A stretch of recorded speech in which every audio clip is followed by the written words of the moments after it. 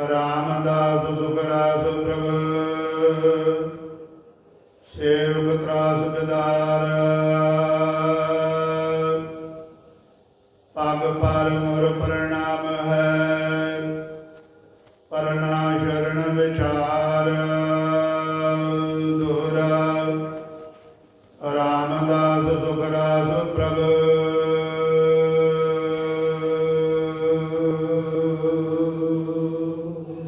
ਵਾਹਿਗੁਰੂ ਜੀ ਕਾ ਖਾਲਸਾ ਵਾਹਿਗੁਰੂ ਜੀ ਕੀ ਫਤਿਹ।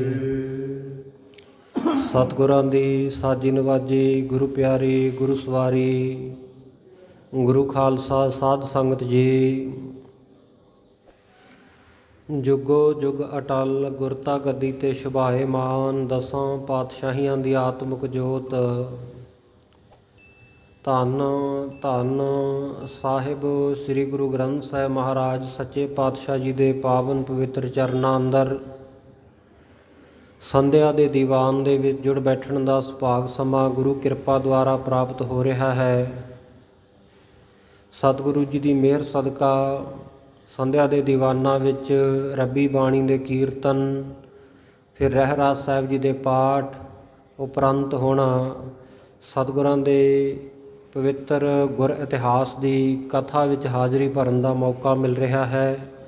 ਚੂੜਾਮਣੀ ਕਵੀ ਭਾਈ ਸਾਹਿਬ ਭਾਈ ਸੰਤੋਖ ਸਿੰਘ ਜੀ ਦੁਆਰਾ ਰਚਿਤ ਸਤਿਗੁਰੂ ਨਾਨਕ ਦੇਵ ਮਹਾਰਾਜ ਸੱਚੇ ਪਾਤਸ਼ਾਹ ਜੀ ਦੀ ਸ਼ੋਭਾ ਦੇ ਵਿੱਚ ਜੋ ਸੁੰਦਰ ਛੰਦਾਬੰਦੀ ਅੰਦਰ ਇਸ ਗ੍ਰੰਥ ਦੀ ਰਚਨਾ ਕੀਤੀ ਗਈ ਹੈ, ਜਿਸ ਦਾ ਨਾਮ ਸ੍ਰੀ ਗੁਰੂ ਨਾਨਕ ਪ੍ਰਕਾਸ਼ ਹੈ।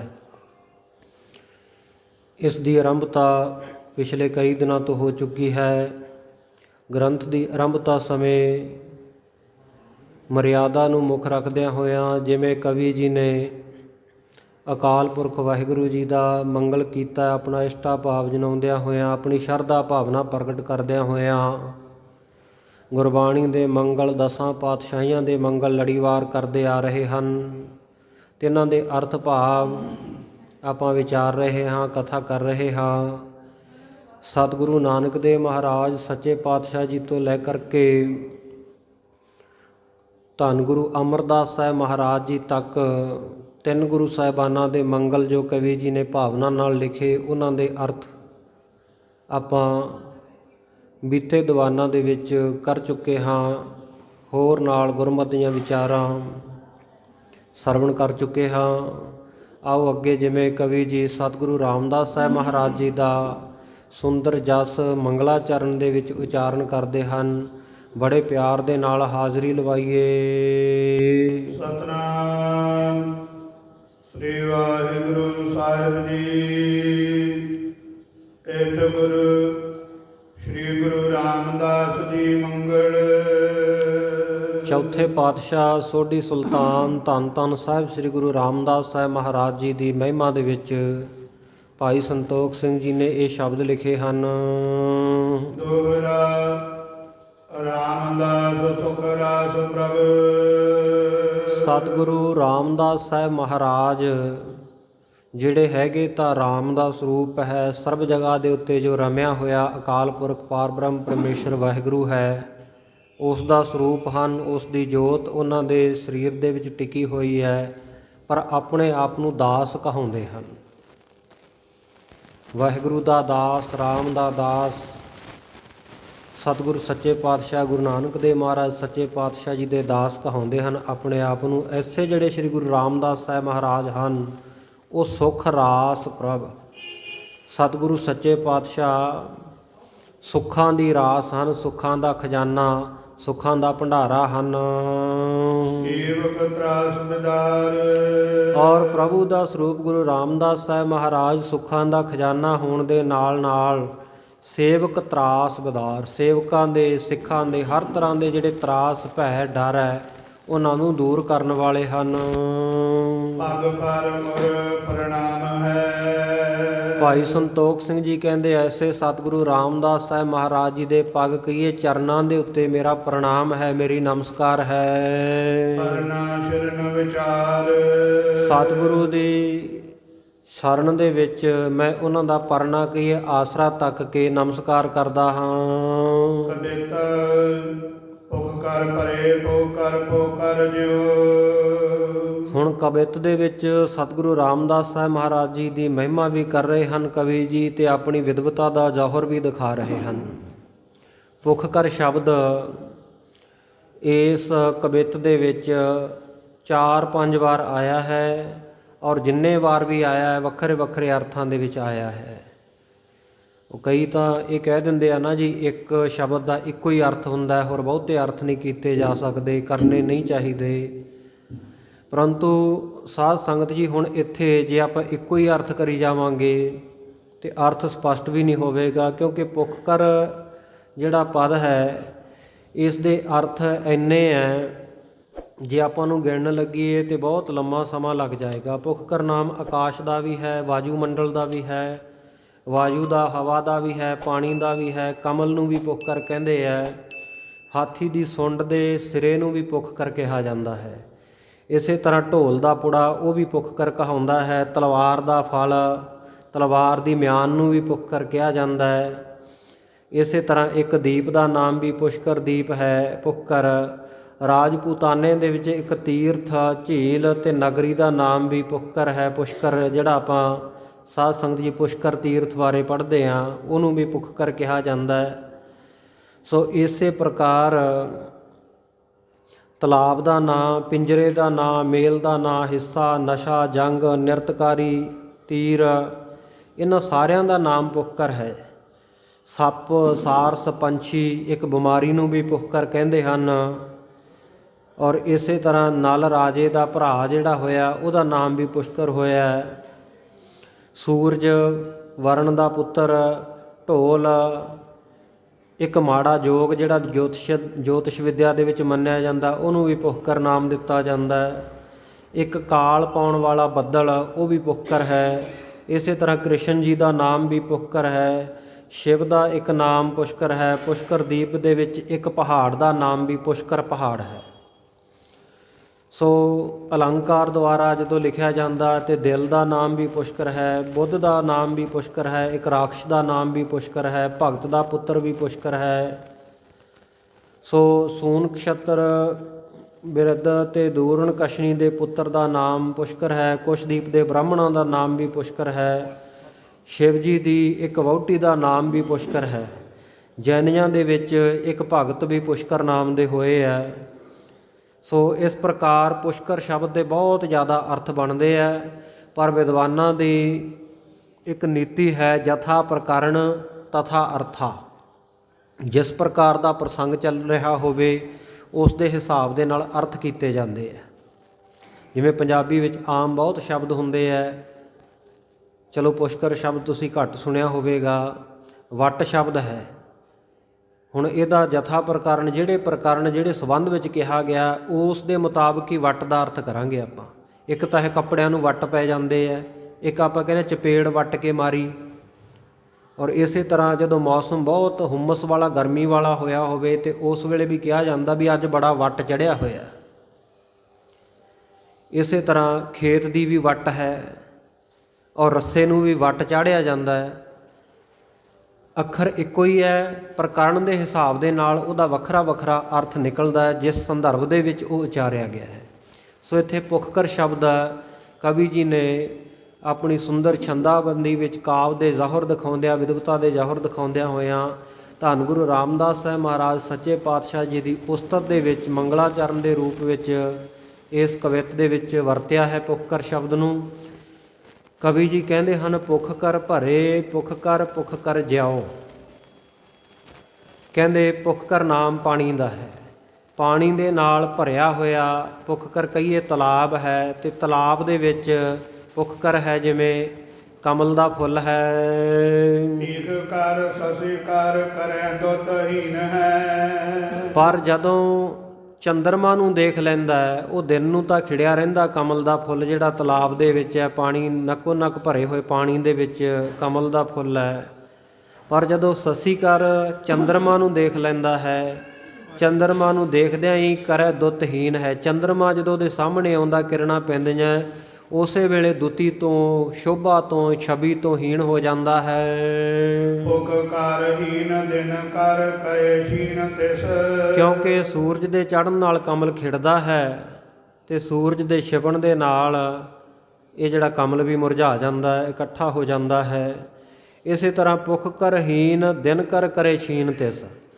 ਜਿਹੜਾ ਭੁੱਖ ਕਰ ਤੋਂ ਹੀਨ, ਪਾਣੀ ਤੋਂ ਹੀਣਾ ਜਿਹੜਾ ਖਾਲੀ ਤਲਾਬ ਹੈ, ਜੇਕਰ ਦਿਨ ਦੇ ਸਮੇਂ ਸੂਰਜ ਚੜ੍ਹਿਆ ਹੋਵੇ, ਪਾਣੀ ਵਿੱਚ ਪਏ ਹੋਏ ਕਮਲ ਨੂੰ ਸੂਰਜ ਖਿੜਾਉਂਦਾ, ਪਰ ਜੇ ਉਹਦੇ ਵਿੱਚੋਂ ਪਾਣੀ ਖਤਮ ਹੋ ਜਾਵੇ, ਕਮਲ ਦਾ ਫੁੱਲ ਉਵੇਂ ਹੋਵੇ, ਪਰ ਦਿਨ ਕਰ ਜਿਹੜਾ ਸੂਰਜ ਹੈ ਕਰੇ ਛੀਨ ਤਿਸ, ਸੂਰਜ ਫਿਰ ਉਹਨੂੰ ਨਾਸ਼ ਕਰ ਦਿੰਦਾ, ਖਤਮ ਕਰ ਦਿੰਦਾ, ਉਹਦੀ ਸ਼ੋਭਾ ਨੂੰ ਮਲੀਆ ਮੇਟ ਕਰ ਦਿੰਦਾ ਹੈ। ਹਰ ਧਾਰੀ ਦੇਹ ਪਰ ਜਾਤੇ ਸੋ ਮਲੀਨ ਹੈ। ਔਰ ਹੋਰ ਔਗਣ ਕੀ ਹੈ ਕਮਲ ਦੇ ਵਿੱਚ ਕਿ ਖਰ ਧਾਰੀ, ਇਹਨੇ ਮੈਲ ਧਾਰਨ ਕੀਤੀ ਹੋਈ ਹੈ। ਜਿਹੜੀ ਇਹਦੀ ਪੰਖੜੀ ਹੁੰਦੀ ਹੈ, ਡੰਡੀ ਹੁੰਦੀ ਹੈ ਹੇਠਾਂ ਪਾਣੀ ਵਿੱਚ, ਉਹਦੇ ਆਲੇ ਦੁਆਲੇ ਜਾਲਾ ਲੱਗਿਆ ਹੁੰਦਾ ਔਰ ਮਿੱਟੀ ਘੱਟਾ ਚਿੱਕੜ ਉਹਦੇ ਆਲੇ ਦੁਆਲੇ ਲੱਗਿਆ ਹੁੰਦਾ।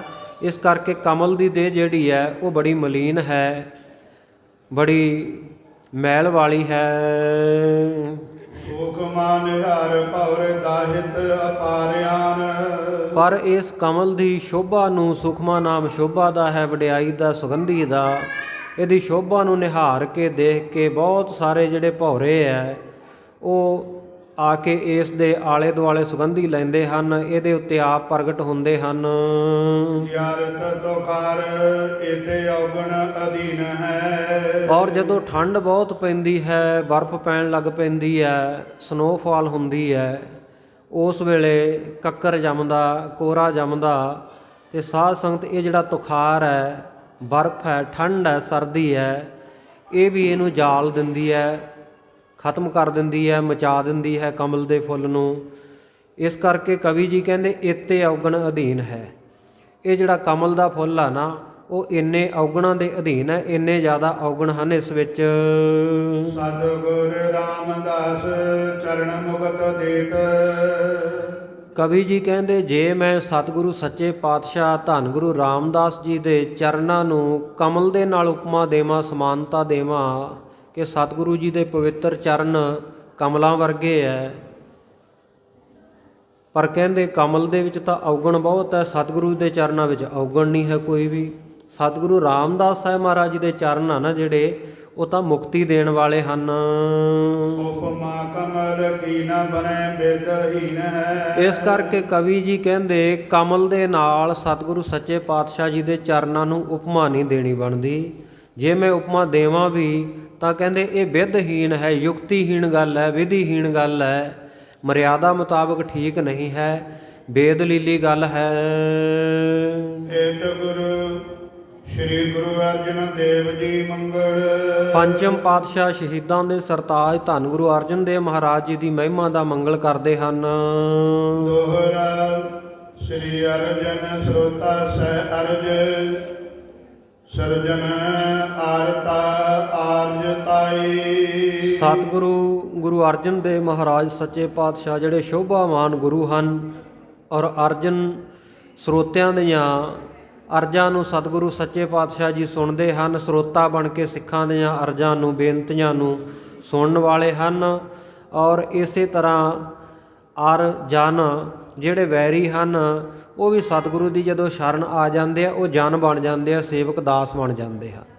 ਅਰਜ਼ਾਂ ਸੁਣਨ ਵਾਲੇ ਸਤਿਗੁਰੂ ਅਰਜਨ ਦੇਵ ਮਹਾਰਾਜ ਸੱਚੇ ਪਾਤਸ਼ਾਹ ਜੀ ਸਿਰਜਣ ਆਰਜ ਤਾਈ। ਔਰ ਸਤਿਗੁਰੂ ਸੱਚੇ ਪਾਤਸ਼ਾਹ ਜੀ ਸਤਿਕਾਰਯੋਗ ਅਤੇ ਵਡਿਆਈ ਦੇ ਯੋਗ ਹਨ। ਔਰ ਇਸੇ ਪ੍ਰਕਾਰ ਸਤਿਗੁਰੂ ਜੀ ਆਰਜਤਾਈ ਨੂੰ, ਆਰਿਅਤ ਨੂੰ, ਵਡਿਆਈ ਨੂੰ ਸਿਰਜਣ ਵਾਲੇ ਹਨ, ਵਡਿਆਈ ਬਖਸ਼ਣ ਵਾਲੇ ਹਨ। ਲਰਜਨ ਜਮ ਜਨ ਨਾਮ ਤੇ। ਜਿਨ੍ਹਾਂ ਦੇ ਨਾਮ ਨੂੰ ਸੁਣ ਕੇ ਹੀ ਜਮ ਜਿਹੜੇ ਹੈ, ਧਰਮ ਰਾਜਾ ਜਿਹੜਾ ਹੈ, ਉਹ ਲਰਜਦਾ, ਕੰਬਦਾ ਹੈ, ਕੰਬਣ ਲੱਗ ਜਾਂਦਾ ਹੈ। ਗੁਰਬਾਣੀ ਵਿੱਚ ਬਚਨ ਆਉਂਦੇ ਹੈ, ਸੋ ਨਾਮ ਸੁਨੇ ਸੁਤ ਭਾਨ ਡਰਿਓ। ਭਾਨ ਕਹੀਏ ਸੂਰਜ, ਸੂਰਜ ਦਾ ਪੁੱਤਰ ਯਮਰਾਜ। ਯਮਰਾਜ ਨੂੰ, ਧਰਮ ਰਾਜੇ ਨੂੰ ਸੂਰਜ ਦਾ ਪੁੱਤਰ ਮੰਨਿਆ ਗਿਆ। ਜੇ ਧਰਮ ਰਾਜੇ ਦਾ, ਸੂਰਜ ਦਾ ਸਾਧ ਸੰਗਤ ਜੀ ਇਹ ਐਡਰੈਸ ਲਿਖਣਾ ਹੋਵੇ, ਪਤਾ ਲਿਖਣਾ ਹੋਵੇ ਨਾ ਆਪਾਂ, ਤਾਂ ਫਿਰ ਆਪਾਂ ਐਵੇਂ ਲਿਖਾਂਗੇ ਕਿ ਧਰਮ ਰਾਜ ਸੁਪੁੱਤਰ ਸੂਰਜ, ਧਰਮਰਾਜ ਸਨ ਆਫ ਸੂਰਜ, ਇਸ ਤਰ੍ਹਾਂ ਲਿਖਿਆ ਜਾਏਗਾ। ਇਹ ਗੁਰਬਾਣੀ ਦੇ ਵਿੱਚ ਬਚਨ ਆਉਂਦੇ ਹੈ ਕਿ ਸਤਿਗੁਰੂ ਅਰਜਨ ਦੇਵ ਮਹਾਰਾਜ ਸੱਚੇ ਪਾਤਸ਼ਾਹ ਜੀ ਦਾ ਨਾਮ ਸੁਣ ਕੇ ਸੁਤ ਭਾਨ ਡਰਿਓ ਹੈ। ਸੂਰਜ ਦਾ ਪੁੱਤਰ ਯਮਰਾਜ ਵੀ ਜਿਹੜਾ ਉਹ ਡਰ ਜਾਂਦਾ ਹੈ, ਲਰਜਦਾ ਹੈ, ਕੰਬਦਾ ਹੈ ਜਿਨ੍ਹਾਂ ਦੇ ਨਾਮ ਤੋਂ। ਮੰਦੋ ਤਿਨ ਜੁਗ ਪਾਈ, ਮੈਂ ਹੱਥ ਜੋੜ ਕੇ ਸਤਿਗੁਰੂ ਸੱਚੇ ਪਾਤਸ਼ਾਹ ਜੀ ਦੇ ਚਰਨਾਂ ਦੇ ਉੱਤੇ ਨਮਸਕਾਰ ਕਰਦਾ ਹਾਂ, ਦੋਵੇਂ ਚਰਨਾਂ ਦੇ ਉੱਤੇ। ਕਬਿਤ ਲੋਚਨ ਬਲੋਕਤ ਨ ਚਾਹੇ ਤੇ ਆਨੰਦੁਤ, ਜਿਹੜੇ ਵੀ ਗੁਰੂ ਕੇ ਸਿੱਖ ਭਾਵਨਾ ਵਾਲੇ ਸਤਿਗੁਰੂ ਅਰਜਨ ਦੇਵ ਮਹਾਰਾਜ ਸੱਚੇ ਪਾਤਸ਼ਾਹ ਜੀ ਦੇ ਦਰਸ਼ਨ ਆਪਣੇ ਲੋਚਨ ਕਹੀਏ ਨੇਤਰਾਂ ਨਾਲ ਕਰ ਲੈਂਦੇ ਹਨ, ਨਾ ਚਾਹੇ ਚਿਤ ਆਨੰਦੁਤ।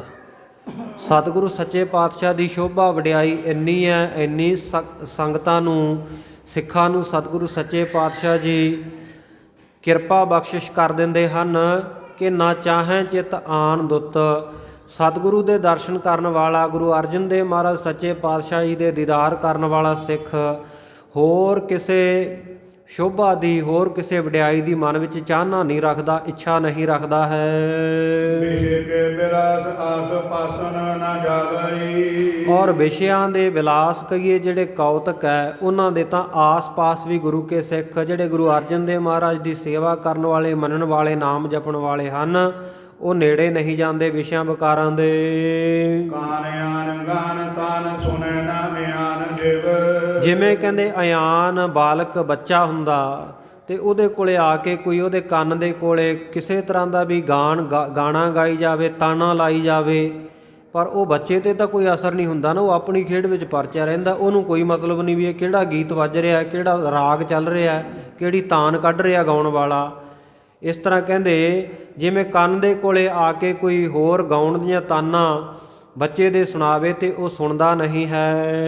ਬਿਸਰਾ ਅਪਾਨ ਤਨ ਮਾਨ ਸੋ ਨ ਆਵਈ, ਇਸੇ ਤਰ੍ਹਾਂ ਜਿਨ੍ਹਾਂ ਗੁਰੂ ਕੇ ਸਿੱਖਾਂ ਨੇ ਗੁਰੂ ਅਰਜਨ ਦੇਵ ਮਹਾਰਾਜ ਸੱਚੇ ਪਾਤਸ਼ਾਹ ਜੀ ਦੇ ਬਚਨ ਸੁਣ ਲਏ ਹੈ, ਉਹਨਾਂ ਨੂੰ ਬਿਸਰਾ ਅਪਾਨ, ਆਪਣਾ ਆਪਾ ਵਿਸਰ ਗਿਆ ਹੈ, ਆਪਣੀ ਹੋਂਦ ਭੁੱਲ ਗਈ ਹੈ, ਸਤਿਗੁਰੂ ਦਾ ਸਰੂਪ ਹੋ ਗਏ। ਤਨ ਮਾਨ ਸੋ ਨਾ ਆਵਈ, ਉਹਨਾਂ ਦੇ ਸਾਧ ਸੰਗਤ ਜੀ ਮਨ ਦੇ ਵਿੱਚ ਦੇਹ ਅਭਿਮਾਨ ਦੀ ਜਿਹੜੀ ਕੋਈ ਕਨਸੋ ਖਬਰ ਵੀ ਨਹੀਂ ਆਉਂਦੀ। ਭਈ ਉਨਮਤ ਗਤ ਆਨੰਦ ਉਦਦ ਅਤ, ਔਰ ਐਸੇ ਗੁਰੂ ਕੇ ਸਿੱਖ ਉਹਨਾਂ ਦੀ ਐਸੀ ਮਸਤੀ ਵਾਲੀ ਦਸ਼ਾ ਹੋ ਜਾਂਦੀ ਹੈ ਕਿ ਸਤਿਗੁਰੂ ਸੱਚੇ ਪਾਤਸ਼ਾਹ ਆਨੰਦ ਉਦਦਵਤ, ਸਤਿਗੁਰੂ ਜੀ ਉਹਨਾਂ ਨੂੰ ਸਮੁੰਦਰ ਦੇ ਵਾਂਗੂ ਜਿਹੜੇ ਆਨੰਦ ਦੇਣ ਵਾਲੇ ਹੈ, ਜਿਵੇਂ ਸਮੁੰਦਰ ਨੱਕੋ ਨੱਕ ਪਾਣੀ ਨਾਲ ਭਰਿਆ ਹੁੰਦਾ, ਇਵੇਂ ਸਤਿਗੁਰੂ ਗੁਰੂ ਅਰਜਨ ਦੇਵ ਮਹਾਰਾਜ ਜੀ ਦੇ ਚਰਨਾਂ ਦੇ ਵਿੱਚ ਆਨੰਦ ਹੀ ਆਨੰਦ ਹੈ, ਖੁਸ਼ੀ ਹੀ ਖੁਸ਼ੀ ਹੈ।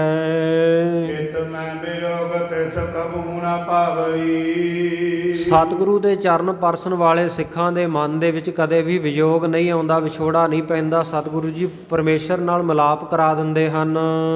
ਜਾਨ ਅਰਜਨ ਪਦ ਪਦਮ ਕੋ ਦੇਖ ਕਰ, ਇਉਂ ਜਾਣ ਲਓ ਕਿ ਗੁਰੂ ਅਰਜਨ ਦੇਵ ਮਹਾਰਾਜ ਸੱਚੇ ਪਾਤਸ਼ਾਹ ਜੀ ਦੇ ਚਰਨਾਂ ਕਮਲਾਂ ਦੇ ਦਰਸ਼ਨ ਕਰਕੇ, ਜਾਂ ਜਾਨ ਨਾਮ ਜਹਾਜ਼ ਦਾ ਵੀ ਹੈ ਤਾਰਨਹਾਰ, ਸੋ ਸਤਿਗੁਰ ਸੱਚੇ ਪਾਤਸ਼ਾਹ ਜਿਹੜੇ ਤਾਰਨਹਾਰ ਗੁਰੂ ਅਰਜਨ ਦੇਵ ਮਹਾਰਾਜ ਹਨ, ਉਹਨਾਂ ਦੇ ਚਰਨਾਂ ਕਮਲਾਂ ਦੇ ਦਰਸ਼ਨ ਕਰਕੇ ਸਿੱਖ ਮਨ ਭਉਰ ਭਇਓ ਭ੍ਰਮਤ ਲੁਭਾਵਈ, ਸਿੱਖਾਂ ਦੇ ਮਨ ਜਿਹੜੇ ਜਿਵੇਂ ਭੌਰੇ ਕਮਲ ਦੇ ਫੁੱਲ ਦੇ ਉੱਤੇ ਆ ਕੇ ਲੁਭਾਏਮਾਨ ਹੁੰਦੇ ਆ ਨਾ, ਇਵੇਂ ਗੁਰੂ ਅਰਜਨ ਦੇਵ ਮਹਾਰਾਜ ਸੱਚੇ ਪਾਤਸ਼ਾਹ ਜੀ ਦੇ ਚਰਨਾਂ ਨੂੰ ਜਦੋਂ ਸਿੱਖ ਤੱਕਦੇ ਆ ਤੇ ਸਾਧ ਸੰਗਤ ਜੀ ਉਹ ਫਿਰ ਸਿੱਖਾਂ ਦੇ ਮਨ ਜਿਹੜੇ ਭੌਰਿਆਂ ਦੀ ਤਰ੍ਹਾਂ ਸਤਿਗੁਰੂ ਦੇ ਆਲੇ ਦੁਆਲੇ ਭਰਮਦੇ ਆ, ਉਹਨਾਂ ਦੇ ਚਰਨਾਂ ਦੇ ਆਲੇ ਦੁਆਲੇ, ਔਰ ਇਸ ਤਰ੍ਹਾਂ ਲੁਭਾਏਮਾਨ ਹੁੰਦੇ ਆ ਸਤਿਗੁਰੂ ਦੇ ਦਰਸ਼ਨਾਂ ਦੇ ਲਈ।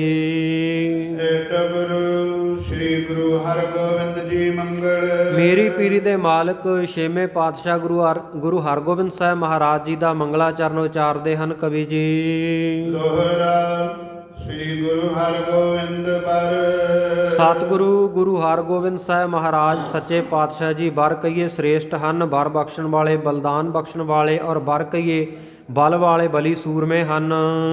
ਸਨਦ ਬਦ ਧਰ ਧਿਆਨ, ਔਰ ਸਨਦ ਬਦ ਉਸ ਵੇਲੇ ਕਿਹਾ ਜਾਂਦਾ ਹੈ ਜਦੋਂ ਕੋਈ ਸ਼ਸਤਰ ਧਾਰ ਕੇ ਤਿਆਰ ਬਰ ਤਿਆਰ ਹੋਵੇ, ਤੇ ਸਤਿਗੁਰੂ ਸੱਚੇ ਪਾਤਸ਼ਾਹ ਸ਼ਸਤਰ ਧਾਰੀ ਸਨ, ਦੋ ਤਲਵਾਰੀ ਬੱਧੀਆਂ, ਇੱਕ ਮੀਰੀ ਦੀ, ਇੱਕ ਪੀਰ ਦੀ, ਇੱਕ ਅਜ਼ਮਤ ਦੀ, ਇੱਕ ਰਾਜ ਦੀ, ਇੱਕ ਰਾਖੀ ਕਰੇ ਵਜ਼ੀਰ ਦੀ, ਨਾਲ ਸਿਪਾਹੀ ਨੀਲ ਨਾਲ ਮਾਰ ਦੁਸ਼ਟਾਂ ਕਰੇ ਤਗੀਰ ਜੀ, ਪੱਗ ਤੇਰੀ ਕੀ ਜਹਾਂਗੀਰ ਦੀ।